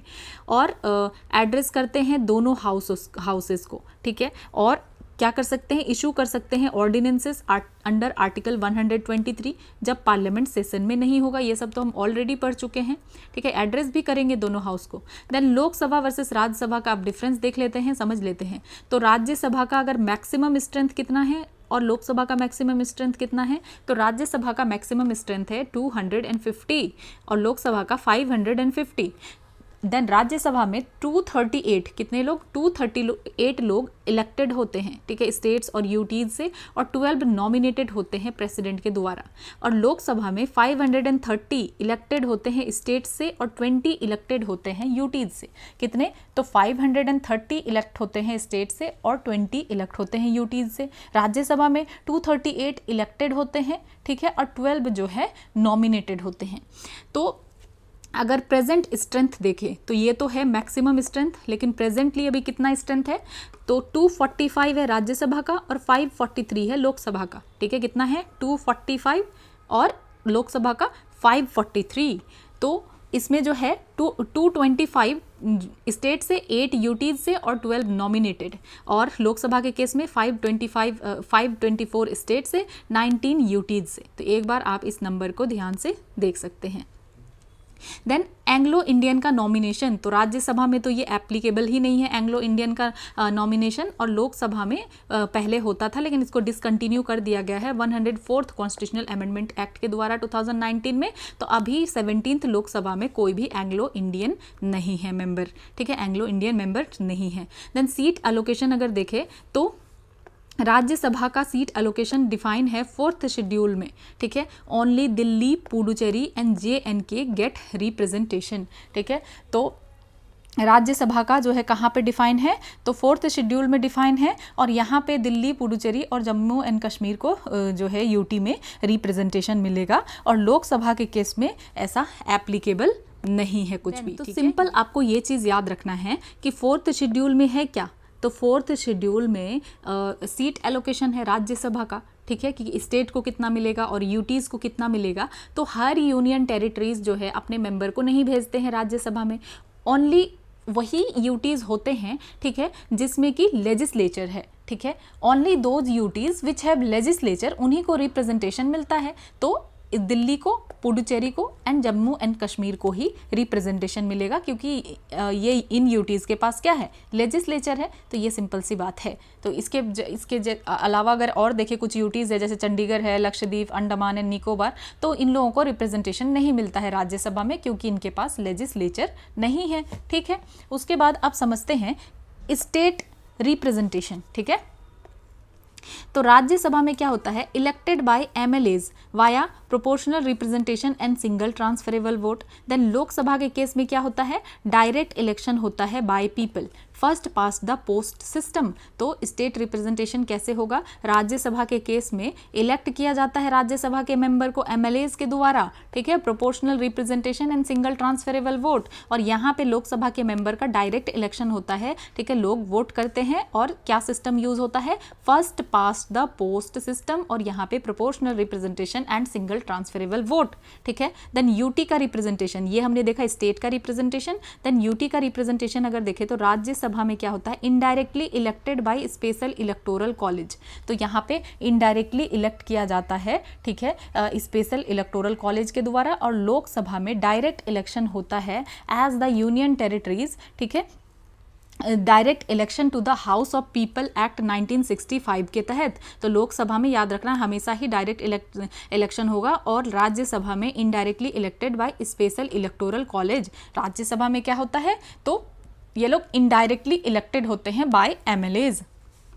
तो ये चीज़ आपको याद रखना है कि लोकसभा में डायरेक्ट इलेक्शन होता है, ठीक है, कौन सा act, direct election to the house of people act 1965 के तहत। देन टर्म अगर देखें तो राज्यसभा परमानेंट हाउस है, और 1/3 मेंबर जो है रिटायर होते हैं एवरी सेकेंड ईयर, और ये सर्व करते हैं 6 साल तक, ठीक है। तो याद रखना है कि ये परमानेंट हाउस है, ये डिसॉल्व नहीं होता, और 1/3 मेंबर रिटायर होते हैं एवरी 2 ईयर, ठीक है, हर 2 साल में 1/3 मेंबर रिटायर होंगे, और सारे मेंबर जो है कितना साल सर्व करते हैं, तो 6 ईयर उनका टर्म होता है। देन लोकसभा में ऐसा कोई जो है परमानेंट टर्म नहीं है, ठीक है, 5 ईयर टर्म है, लेकिन ऐसा परमानेंट नहीं है, ये पहले भी डिसॉल्व हो सकता है, ठीक है, ऑटोमेटिकली भी डिसॉल्व हो सकता है। तो लोकसभा में कोई परमानेंट इस तरीके का टर्म नहीं है, ये समझना है आपको। देन इमरजेंसी एक्सटेंशन अगर देखें तो राज्यसभा इमरजेंसी एक्सटेंशन यहाँ एप्लीकेबल नहीं है, ठीक है, इसके मतलब कि राज्यसभा के ड्यूरेशन को नहीं बढ़ाया जा सकता, और लोकसभा में एक्सटेंड किया जा सकता है 1 ईयर तक, ठीक है, कितना, 1 ईयर तक किया जा सकता है नेशनल इमरजेंसी के टाइम पे, आर्टिकल 352 के अंदर, not beyond 6 months after emergency ends. और जो एक्सटेंड किया जाएगा ड्यूरेशन, तो जो है जैसे इमरजेंसी खत्म हो गया उसके 6 मंथ तक ही रहेगा, उसके 6 मंथ से ज़्यादा नहीं रखा जा सकता है उसके ड्यूरेशन को। तो मतलब लोकसभा अगर 5 ईयर का टर्म है तो लोकसभा का 1 ईयर और भी बढ़ाया जा सकता है, ठीक है, 1 साल टर्म इसका और भी बढ़ाया जा सकता है नेशनल इमरजेंसी के टाइम पे। और 6 महीने के बाद जैसे ही इमरजेंसी खत्म हो गया, सपोज 1 साल बढ़ा दिया गया, ठीक है, अब जो है 1 साल के बाद इमरजेंसी खत्म हो गया, ठीक है, इमरजेंसी क्या हो गया, खत्म हो गया, तो फिर ये 6 महीने तक ही रह पाएगा, और 6 महीने के बाद नहीं, ये कहा जा रहा है। तो इस तरीके से 1 साल करके टर्म इसका लोकसभा का बढ़ाया जा सकता है इमरजेंसी के पीरियड में।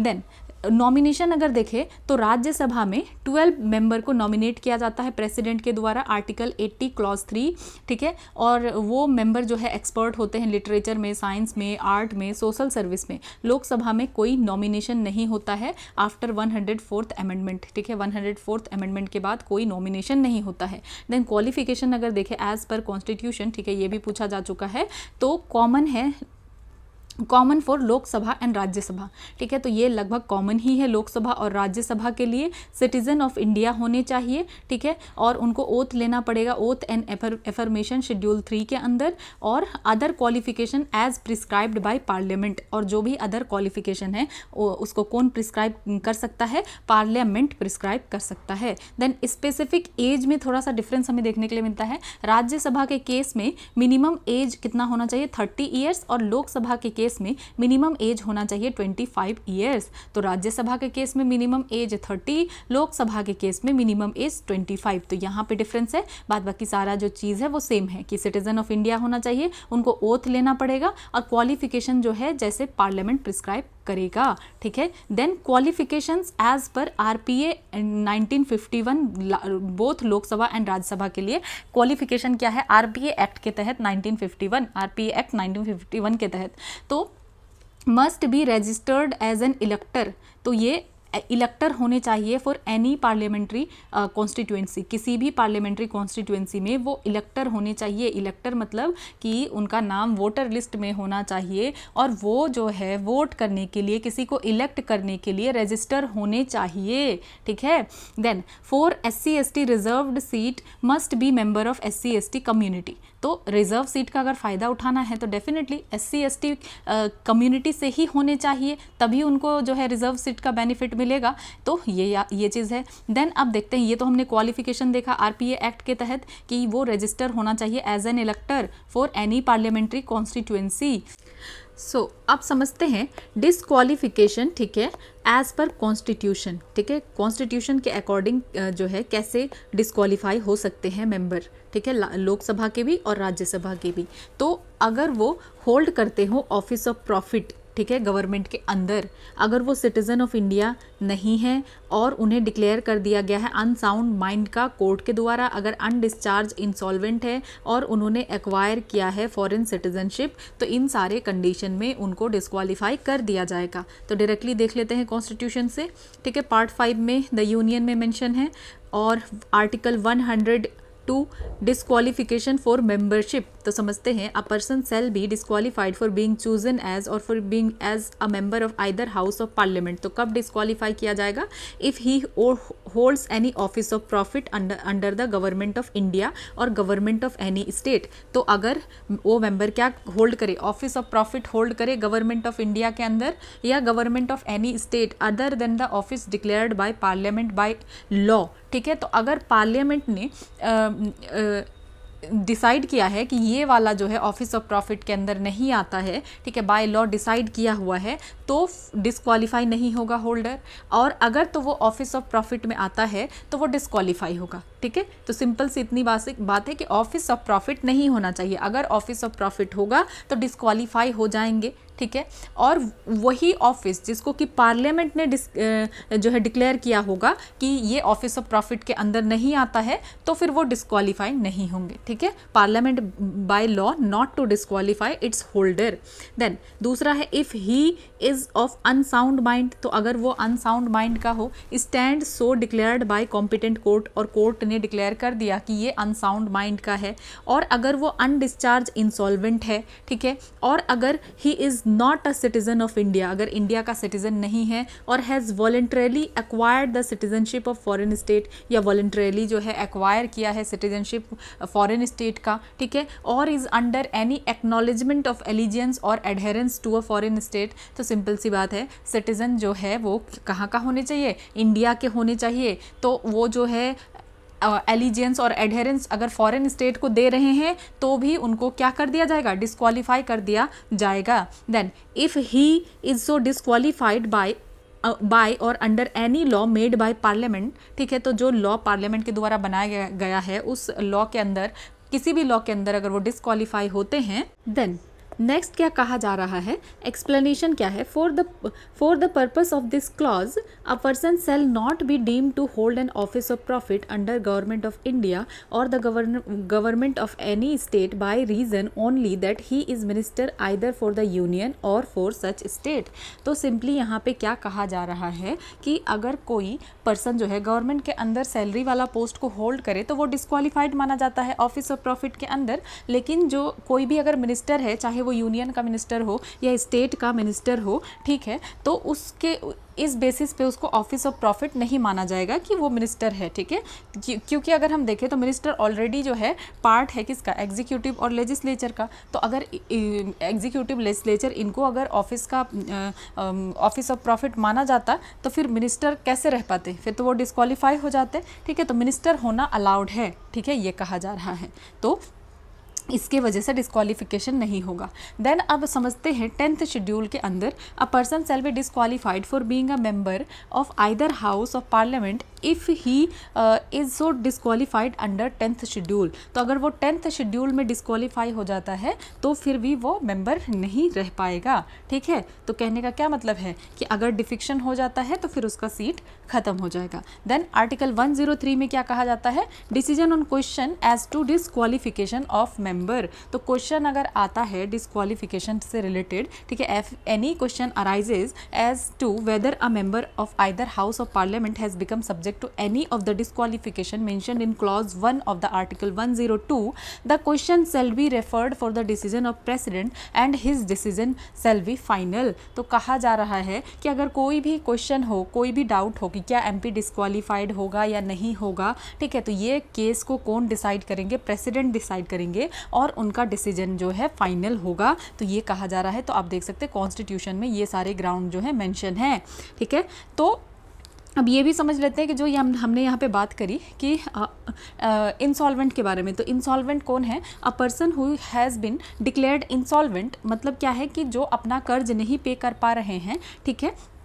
तो इंसॉल्वेंट को कौन डिक्लेयर करेंगे, कोर्ट के द्वारा डिक्लेयर किया जाएगा कि कौन इंसॉल्वेंट है या नहीं, ठीक है। तो अगर किसी को डिक्लेयर कर दिया गया है इंसॉल्वेंट, ठीक है, लेकिन उनको जो है रिलीज़ नहीं किया गया है, जो भी लीगल कंसिक्वेंसेस है इंसॉल्वेंसी का, ठीक है, तो फिर ऐसे पर्सन जो है किस में रहेंगे, अंडर रेस्ट्रिक्शन, मतलब वो इलेक्शन कंटेस्ट नहीं कर पाएंगे, ठीक है, और वो डायरेक्टर वगैरह कंपनी के नहीं हो सकते। ये सारी चीज़ें हैं, क्योंकि हमने एक क्राइटेरिया यहाँ पे क्या पढ़ा कि अनडिस्चार्ज इंसॉल्वेंट, ठीक है, नहीं होने चाहिए। Then, अब नेक्स्ट समझते हैं डिस्क्वालिफिकेशंस एज पर आरपीए एक्ट 1951, ठीक है, बोथ लोकसभा एंड राज्यसभा के मेंबर के लिए। तो देखते हैं क्या क्या क्राइटेरिया है आरपीए के अंदर, ठीक है।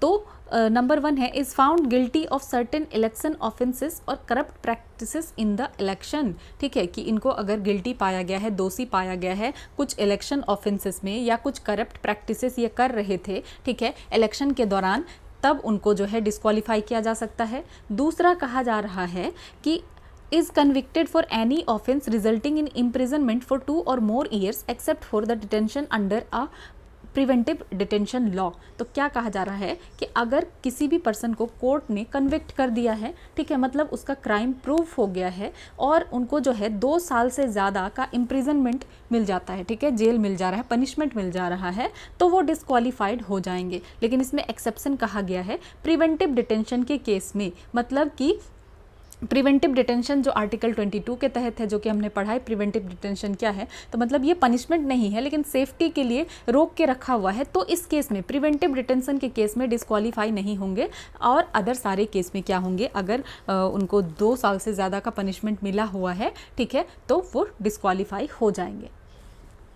देन अब देखते हैं थर्ड नंबर क्या कहा जा रहा है, has failed to lodge an account for his or her election expenses within the time, ठीक है, कि हर कैंडिडेट को जो है इलेक्शन के बाद अपने खर्च का फुल अकाउंट टाइम पे देना होता है, ठीक है। अगर वो इसको सबमिट नहीं करते हैं तो वो डिस्क्वालीफाई हो जाएंगे, ठीक है। Then has any interest in government contracts works और सर्विसेज। तो कहा जा रहा है कि अगर कोई भी पर्सन ऐसा है जिसको कि गवर्नमेंट के कॉन्ट्रैक्ट्स में, वर्क्स में और सर्विसेज में कोई इंटरेस्ट है, ठीक है, कि मतलब कि गवर्नमेंट से डायरेक्ट या इनडायरेक्ट पैसा वो अर्न कर रहा है, तो ये कन्फ्लिक्ट ऑफ इंटरेस्ट है, तो इसीलिए डिस्क्वालीफाई हो जाएंगे। देन कहा जा रहा है इज ए डायरेक्टर और मैनेजिंग एजेंट और holds N office of profit in corporation in which the government has at least 25% share. तो इसको 2020 में पूछा जा चुका है, सेक्शन 10 आरपीए एक्ट 1951 में ये है, ठीक है। सेक्शन कौन से सेक्शन में है, सेक्शन 10 में है। तो क्या कहा जा रहा है कि कोई भी पर्सन चाहे डायरेक्टर हो या मैनेजिंग एजेंट हो, ठीक है, या ऑफिस ऑफ प्रॉफिट अगर होल्ड कर रहा हो ऐसी किसी भी कंपनी में जहाँ पे कि गवर्नमेंट का कम से कम 25% शेयर है, तो वो डिस्क्वालीफाई हो जाएगा। देन छठा क्या कहा जा रहा है, has been dismissed from government services for corruption और डिसलॉयल्टी टू द स्टेट, ठीक है, कि अगर किसी को अगर गवर्नमेंट जॉब से निकाला गया हो, रीज़न क्या रहा हो, उसके पीछे करप्शन है या डिसलॉयल्टी टू स्टेट है कि कुछ खिलाफ में काम कर रहे हैं स्टेट के, तो डिस्क्वालीफाई हो जाएंगे। देन नेक्स्ट कहा जा रहा है has been convicted for promoting enmity between different groups or for the offence of bribery. तो अगर कोई किसी भी पर्सन का कन्विक्शन हुआ है, ठीक है, मतलब कि उनको जो है दोषी पाया गया है, ठीक है, क्यों पाया गया है? क्योंकि वो डिफरेंट ग्रुप्स के बीच में दुश्मनी फैला रहे हैं। एनिमिटी मतलब क्या है कि डिफरेंट ग्रुप के बीच में दुश्मनी फैला रहे हैं, या ब्राइबरी के लिए तो भी डिस्क्वालीफाइड हो जाएंगे। Then has been punished for preaching and practising social crime such as untouchability, dowry and sati, कि अगर कोई पर्सन है, ठीक है, तो इसमें जो है ये अगर कुछ इस तरीके की प्रैक्टिस, इस तरीके की चीज़ें को क्या कर रहे हैं, बढ़ा रहे हैं, जैसे कुछ सोशल क्राइम है जैसे कि अनटचेबिलिटी, डॉरी और सती, ठीक है, कास्ट के बेसिस पे डिस्क्रिमिनेशन करना, डॉरी वगैरह को, सती को, तो फिर वो डिस्क्वालीफाई हो जाएंगे अगर ये कुछ सोशल क्राइम करते हैं तो, ठीक है, तो ये याद रखना है। तो अब देखते हैं कि अगर आरपीए के अकॉर्डिंग उनको अगर डिस्क्वालीफाई कर दिया गया तो क्या कोई रेमेडी है, क्या रेमेडी उनको मिलेगा? तो an election can be called in question only through an election petition. तो इस इलेक्शन को क्वेश्चन कब किया जाएगा? तो सिर्फ इलेक्शन पिटीशन के थ्रू क्वेश्चन किया जाएगा, ठीक है, और इलेक्शन पिटीशन को हर्ड किसके द्वारा किया जाएगा? हाई कोर्ट के द्वारा। और फिर अपील करने का जो है कि ठीक है, हाई कोर्ट के बाद अपील किया जा सकता है सुप्रीम कोर्ट में, ठीक है। They serve as a grievance redressal mechanism for affected parties. तो ये क्या है? ग्रीवांस रिड्रेशल मैकेनिज्म है अफेक्टेड पार्टीज के लिए, ठीक है, वो हाई कोर्ट के पास जा सकते हैं, देन उनके पास अपील का भी मैकेनिज्म है कि सुप्रीम कोर्ट के पास जा सकते हैं। उसके बाद जो क्वेश्चन अराइज होता है कि whether a legislator is subject to any disqualification, ठीक है, तो इसमें फाइनल अथॉरिटी जो है प्रेसिडेंट के पास आएगा एमपी के लिए, और गवर्नर के पास आएगा स्टेट लेजिस्लेचर मेंबर के लिए, ठीक है। तो ये आरपीए के तहत, ठीक है, आरपीए के तहत डिस्क्वालीफाई होंगे या नहीं होंगे, तो इसके लिए डिसाइड कौन करेंगे? तो प्रेसिडेंट डिसाइड करेंगे एमपी के लिए, और गवर्नर डिसाइड करेंगे स्टेट लेजिस्लेचर के मेंबर के लिए, ठीक है। तो याद रखना है, on the question whether a legislator is subject to any disqualification the final authority rests with president, की डिस्क्वालीफाई होंगे या नहीं प्रेसिडेंट डिसाइड करेंगे। देन क्या कहा जा रहा है कि प्रेसिडेंट और गवर्नर जो है एक्ट कैसे करेंगे? In accordance with the advice of election commission of India. तो इलेक्शन कमीशन ऑफ इंडिया के अकॉर्डिंग, मतलब उनके एडवाइस के अकॉर्डिंग जो है ये क्या करेंगे? वर्क करेंगे, ये एक्ट करेंगे।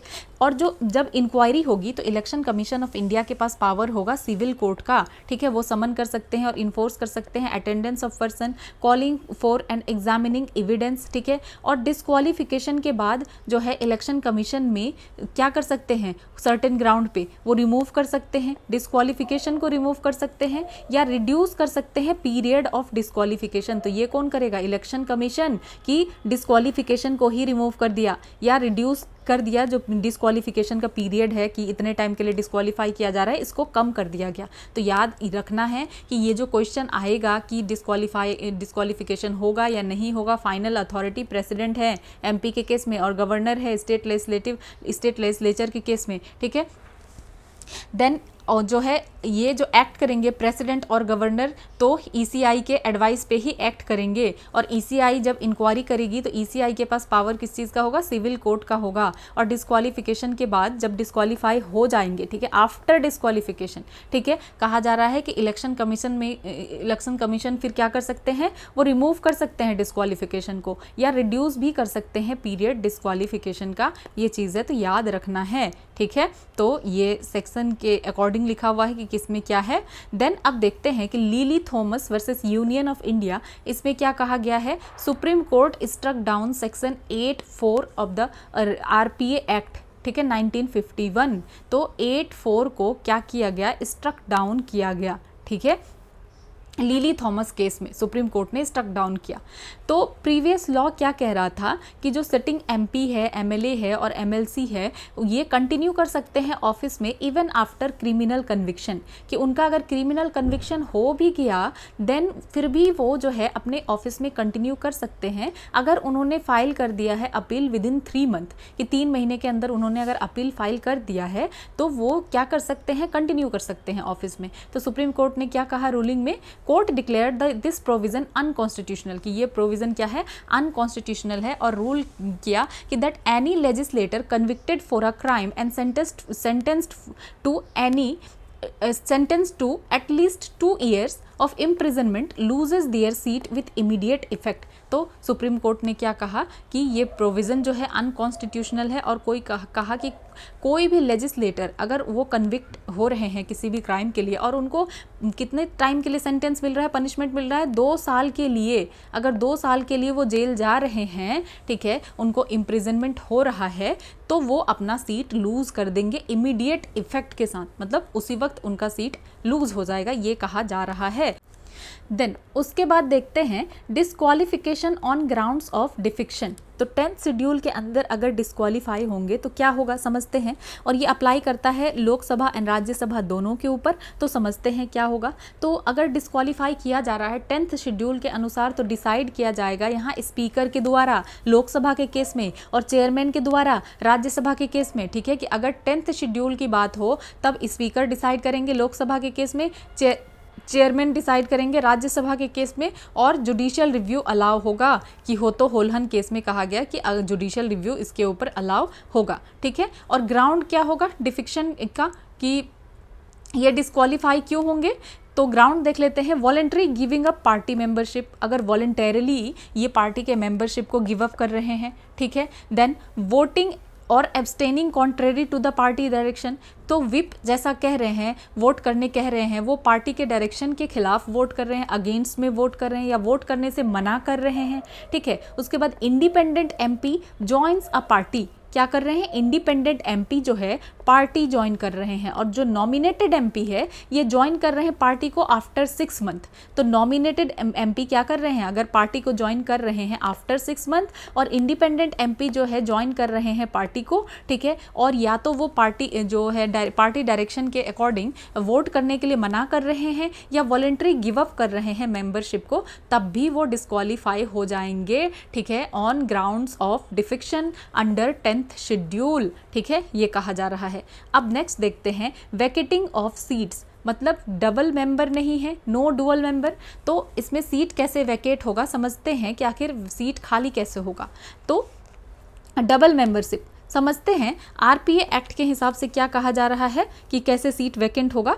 तो अकॉर्डिंग टू आरपीए 1951 कहा जा रहा है, if elected to both the house, अगर दोनों हाउस में इलेक्टेड हो गए, ठीक है, इलेक्ट हो गए, तो ही मस्ट क्या करना पड़ेगा, intimate with in 10 days in desired house, तो उनको बताना पड़ेगा 10 दिन के अंदर कि उनको कौन से हाउस में रहना है, ठीक है। इन डिफ़ॉल्ट हिज सीट इन राज्यसभा बिकम्स वैकेंट, तो अगर वो नहीं बताते हैं तो अपने आप उनका राज्यसभा का सीट जो है वैकेंट हो जाएगा, ठीक है। मतलब क्या है कि अगर वो लोकसभा और राज्यसभा दोनों जगह क्या होते हैं, इलेक्ट हो जाते हैं, ठीक है, लोकसभा में भी राज्यसभा में भी दोनों जगह इनको सीट मिल गया, तो उनको 10 दिन में बताना पड़ेगा कि इनका डिज़ायर्ड हाउस क्या है, और अगर ये नहीं बताते हैं तो इनका राज्यसभा का सीट जो है खाली हो जाएगा, ठीक है, सबसे पहला पॉइंट। देन दूसरा, if a sitting member of one house, तो अगर कोई सिटिंग मेंबर है एक हाउस का, वो इलेक्ट हो जाते हैं अदर हाउस में, तो उनका फर्स्ट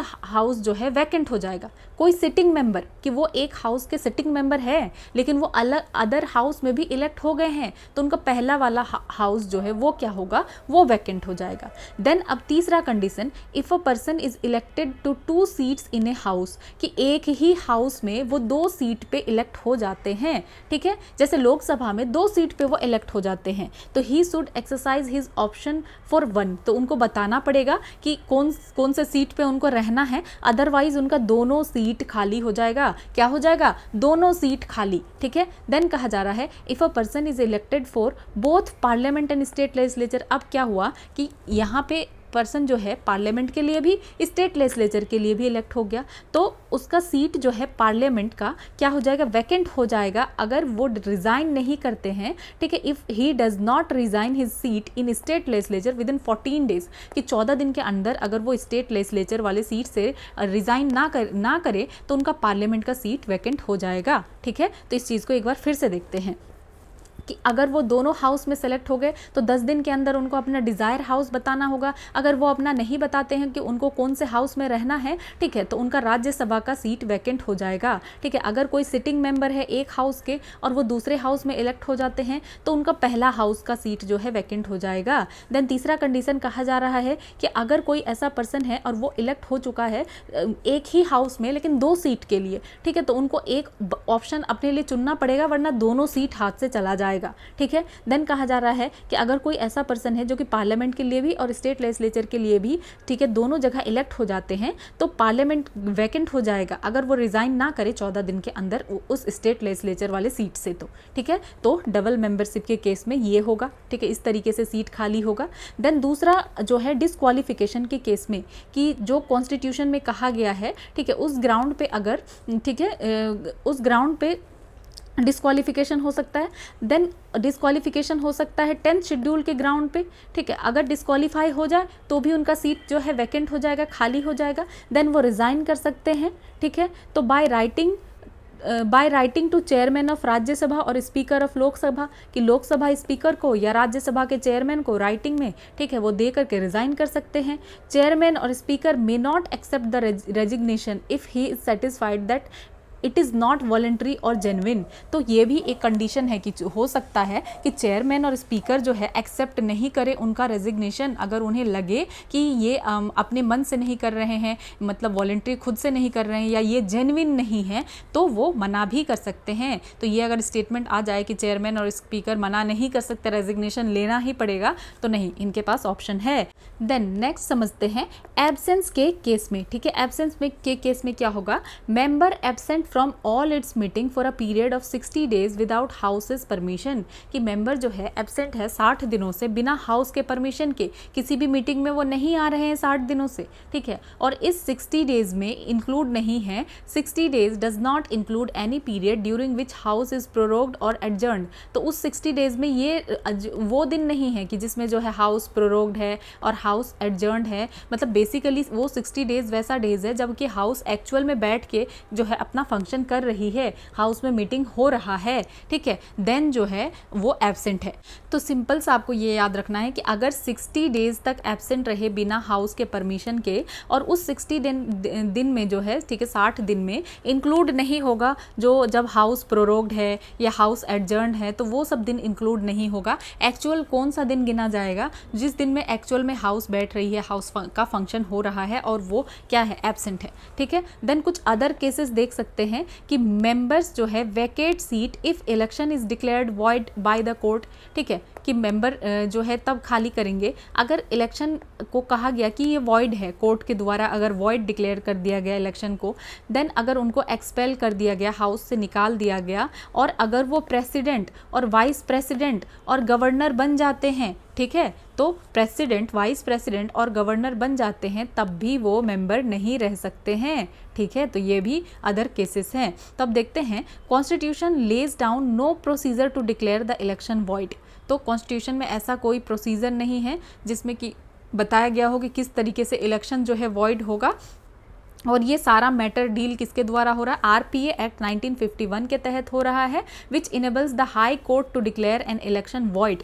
तो इसमें मेंबर के केस में, ठीक है, एमपीज के केस में कौन डिसाइड करेगा, हाई कोर्ट जो है डिक्लेयर करेगा कि इलेक्शन वॉइड है या नहीं। ठीक है, and he can also appeal to the, और इसको फिर क्या किया जा सकता है, अपील भी किया जा सकता है। मेंबर जो है अपील भी कर सकते हैं, लेकिन पहले जो है हाई कोर्ट ही डिसाइड करेंगे कि इलेक्शन वॉइड है या नहीं। ठीक है, देन नेक्स्ट समझते हैं ओथ और एफर्मेशन। ठीक है, एडमिनिस्टर्ड बाय प्रेसिडेंट। ठीक है, दोनों हाउस में ओथ एंड एफर्मेशन को एडमिनिस्टर किसके द्वारा किया जाता है, प्रेसिडेंट के द्वारा।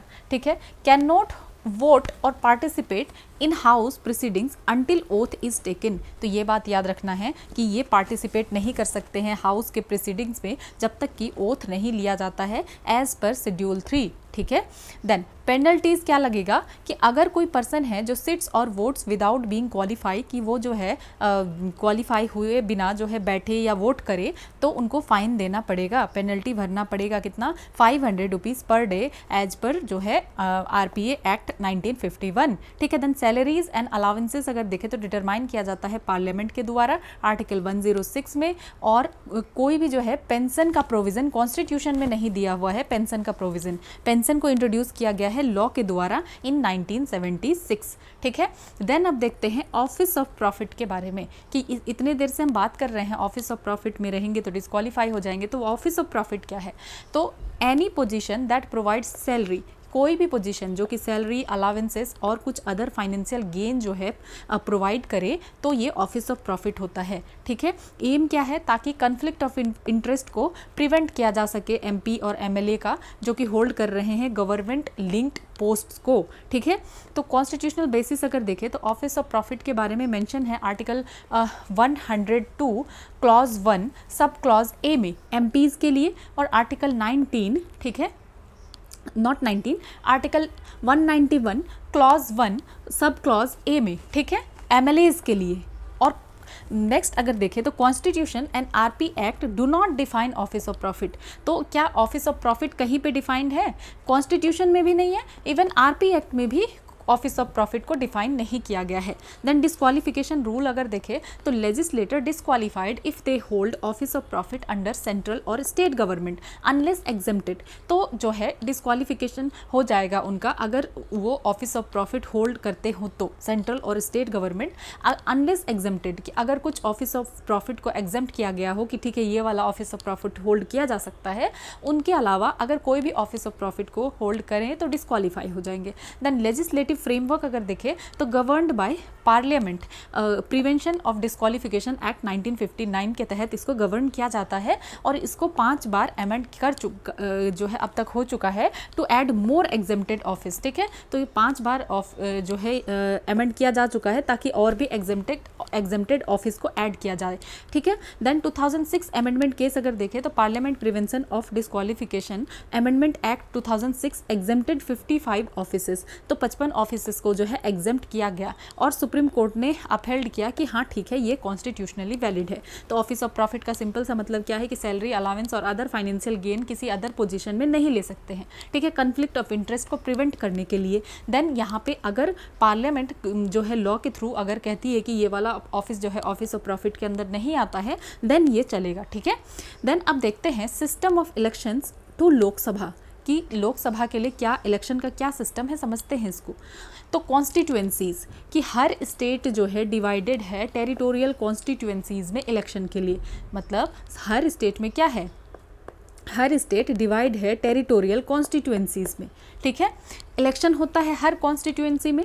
2 लेवल ऑफ रिप्रेजेंटेशन यूनिफॉर्मिटी, तो यहाँ पे 2 तरीके का रिप्रेजेंटेशन यूनिफॉर्मिटी देखने के लिए मिलता है, एक तो इंटर स्टेट एंड दूसरा इंट्रा स्टेट। तो इंटर स्टेट और इंट्रा स्टेट यूनिफॉर्मिटी का क्या मतलब है? तो सबसे पहले आपको ये समझ में आया कि हर स्टेट डिवाइडेड है टेरिटोरियल कॉन्स्टिट्यूएंसीज में इलेक्शन के लिए, ठीक है। देन 2 तरीके का रिप्रेजेंटेशन यूनिफॉर्मिटी देखने के लिए मिलता है, एक है इंटर स्टेट, मतलब क्या है कि the ratio between number of seats and population is same for all, ठीक है, मतलब जो रेशियो है पॉपुलेशन का, ठीक है, और सीट का सेम रहेगा सबके लिए। तो अब समझते हैं इंटर स्टेट लेवल के बारे में कि बिटवीन डिफरेंट स्टेट क्या होगा। सो यहाँ पे क्या होगा, ratio of population to seat should be uniform across state as far as practicable, कि जितना प्रैक्टिकेबल है, कि मतलब कि जितना प्रैक्टिकली हो पाए तो उतना जो है रेशियो ऑफ पॉपुलेशन और रेशियो और सीट को, ठीक है, रेशियो जो है पॉपुलेशन के रेशियो ऑफ पॉपुलेशन और सीट को जो है यूनिफॉर्म रखा जाए, ठीक है।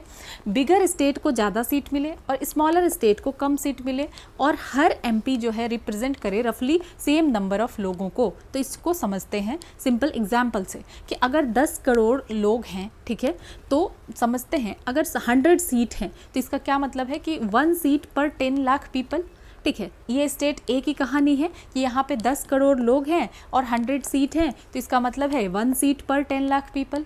देन स्टेट बी का क्या है कि 5 करोड़ लोग हैं यहाँ, तो यहाँ सीट कितना हो गया, अब सीट कम हो गया, 50 सीट, मतलब 1 सीट पर 10 लाख पीपल। तो यहाँ पे क्या देखने के लिए मिल रहा है, सेम रेशियो, मतलब इक्वल रिप्रेजेंटेशन अक्रॉस स्टेट, की स्टेट में इक्वल रिप्रेजेंटेशन किया जा सके, मतलब रेशियो ऑफ पॉपुलेशन और जो सीट है, ठीक है, रेशियो ऑफ पॉपुलेशन और जो सीट है, ठीक है, इसको यूनिफॉर्म रखने की कोशिश की जा रही है हर स्टेट में, जितना मतलब पॉसिबल हो पाए, ठीक है। तो ये हो गया इंटर स्टेट लेवल पे यूनिफॉर्मिटी। अब देखते हैं इंट्रा स्टेट लेवल पे यूनिफॉर्मिटी, मतलब within the same state. जब हम बात करें इंट्रा की, then within the same state में क्या होगा, तो ratio of population to seat is kept same across all constituencies, ठीक है। मतलब क्या है कि अगर ये एक स्टेट है, ठीक है, और इसी स्टेट की हम बात कर रहे हैं और यहाँ पे जितना भी कॉन्स्टिट्यूएंसीज है, तो कहा जा रहा है कि यहाँ पे पॉपुलेशन और सीट का रेशियो सेम ही रहेगा, ठीक है, सेम स्टेट में बिल्कुल सेम ही रहेगा। Each constituency has almost equal population, कि हर कॉन्स्टिट्यूएंसी में इक्वल पॉपुलेशन हर कॉन्स्टिट्यूएंसी में होना चाहिए, ताकि हर एमपी को क्या मिले, रफली इक्वल नंबर ऑफ पीपल मिले विद इन द स्टेट, ये कहा जा रहा है। तो एग्जाम्पल से समझते हैं कि स्टेट ए में, suppose state A with 100 seats, तो टोटल पॉपुलेशन कितना है, अगर 10 करोड़ टोटल पॉपुलेशन है, तो हर कॉन्स्टिट्यूएंसी में लगभग जो है कितना होना चाहिए, 10 लाख पीपल। तो इस तरीके से डिवाइड किया जाएगा कि वन कॉन्स्टिट्यूएंसी, अगर कॉन्स्टिट्यूएंसी 1 है तो 10 lakh people, constituency 2 10 lakh, constituency 3 10 lakh, तो हर एमपी जो है लगभग रिप्रेजेंट करेंगे सिमिलर नंबर ऑफ लोगों को, ठीक है। यहाँ पे क्या कहा जा रहा है, अगर इंट्रा स्टेट लेवल के बीच का अगर यूनिफॉर्मिटी देखें तो हर एमपी लगभग जो है सिमिलर नंबर ऑफ लोगों को रिप्रेजेंट करेंगे, तो ये कहा जा रहा है। मतलब कि यहाँ अगर हम देखें कि 2 लेवल ऑफ रिप्रेजेंटेशन यूनिफॉर्मिटी, ठीक है, एक इंटर स्टेट और एक इंट्रा स्टेट। जब इंटर स्टेट हम कह रहे हैं तो ratio between number of seats and population is same for all, कि रेशियो जो है number of seat and population जो है सेम रहेगा। देन यहाँ हमें क्या देखने के लिए मिल रहा है, इंट्रा स्टेट, मतलब क्या कहने का क्या मतलब है कि इक्वल रिप्रेजेंटेशन जो है कॉन्स्टिट्यूएंसीज में भी देखने के लिए मिलेगा within the same state. Then अब देखते हैं रिजर्वेशन ऑफ सीट, तो SC एंड ST कैटेगरी को भी क्या मिलेगा, सीट मिलेगा in proportion to their population, अपने पॉपुलेशन के प्रोपोर्शन में इनको सीट मिलेगा, और जितने भी वोटर है उस कॉन्स्टिट्यूएंसी में वो इलेक्ट करेंगे कैंडिडेट को ऑफ रिजर्व सीट। तो जो रिजर्व सीट पे कैंडिडेट इलेक्शन लड़ रहे हैं तो उनको सारे वोटर ही क्या करेंगे, सारे वोटर इलेक्ट करेंगे, ठीक है। इसमें कोई सेपरेट इलेक्टोरेट नहीं होता है। तो सेपरेट इलेक्टोरेट कहने का क्या मतलब है कि कोई अगर SC ST सीट के लिए लड़ रहे हैं तो उनको वोट भी SC ST कैटेगरी के लोग ही देंगे, लेकिन ऐसा कुछ नहीं है, सारे वोटर देंगे, ठीक है। तो ऐसा कोई सेपरेट इलेक्टोरेट नहीं होता है। देन SC और ST candidate can also contest general और अनरिजर्व्ड सीट। तो इनके लिए अगर सीट रिजर्व्ड है, इसका क्या मतलब है कि ये अनरिजर्व सीट पे नहीं लड़ सकते हैं। यस, ये अनरिजर्व सीट पे भी इलेक्शन को कंटेस्ट कर सकते हैं। देन अब देखते हैं सीट एलोकेशन एंड फ्रीज। तो 42nd अमेंडमेंट एक्ट 1976 के तहत क्या कहा जा रहा है, इसमें क्या किया गया कि फ्रोज कर दिया गया seat allocation and constituency division till 2000, ठीक है, कि सीट एलोकेशन और कॉन्स्टिट्यूएंसी को जो डिवाइड किया जा रहा है या सीट एलोकेट किया जा रहा है कि कहाँ कितना सीट होगा या कितना कॉन्स्टिट्यूएंसी होगा, ठीक है, ये सब जो डिवीज़न हो रहा है तो इसको फ्रोज कर दिया गया 2000 टिल 2000 तक, ठीक है, कि 2000 तक फ्रोज रहेगा। फिर 84th अमेंडमेंट एक्ट से क्या किया गया 2001 में, इस फ्रीज को जो है और भी 2026 तक के लिए एक्सटेंड कर दिया गया, ठीक है, ताकि सपोर्ट किया जा सके पॉपुलेशन कंट्रोल को, ठीक है। पॉपुलेशन कंट्रोल को सपोर्ट किया जा सके मीन्स क्या है कि पॉपुलेशन के बेसिस पे दिया जा रहा है, तो इसका मतलब क्या है कि वैसे स्टेट जिन्होंने पॉपुलेशन को कंट्रोल किया तो उनका सीट तो और भी कम हो जाएगा पॉपुलेशन के बेसिस पे, और वैसे स्टेट जिनका बहुत ज़्यादा पॉपुलेशन है तो उनको तो और भी ज़्यादा सीट मिल जाएगा। इसीलिए इस जो है फ्रीज को एक्सटेंड करके 2026 तक कर दिया गया है 84th से, ठीक है। और वोटिंग एज अगर देखें तो 61st अमेंडमेंट एक्ट 1988 से क्या किया गया है, वोटिंग एज को रिड्यूस कर दिया गया है, 21 से 18 साल कर दिया गया है, ठीक है। और 104th कॉन्स्टिट्यूशनल अमेंडमेंट एक्ट से क्या किया गया है कि SC ST का रिजर्वेशन जो है लोकसभा और स्टेट असेंबली में इसको 2030 तक के लिए एक्सटेंड कर दिया गया है, ठीक है। तो ये जो SC/ST का रिजर्वेशन ये सब कुछ कहाँ कौन से आर्टिकल में है, आर्टिकल 330 एंड 332 में है। और एंड कर दिया गया है 104 से ही nomination of Anglo Indians to Lok Sabha, ठीक है। पहले लोकसभा में नॉमिनेशन होता था एंग्लो इंडियंस का 2 सीट पे और स्टेट असेंबली में 1 सीट पे, तो इसको जो है क्या कर दिया गया है, ख़त्म कर दिया गया है, ठीक है। ये आर्टिकल 331 के अंदर होता था। तो ये चीज़ आपको याद रखना है कि SC और ST का रिजर्वेशन जो है लोकसभा और स्टेट असेंबलीज़ के सीट के लिए इसको जो एक्सटेंड कर दिया गया है जनवरी 2030 तक, ठीक है, 2030 तक। और ये 84 से क्या किया गया है, ये जो फ्रीज था, ठीक है, इसको 2026 तक कर दिया गया है, ठीक है, ताकि पॉपुलेशन कंट्रोल को सपोर्ट किया जा सके।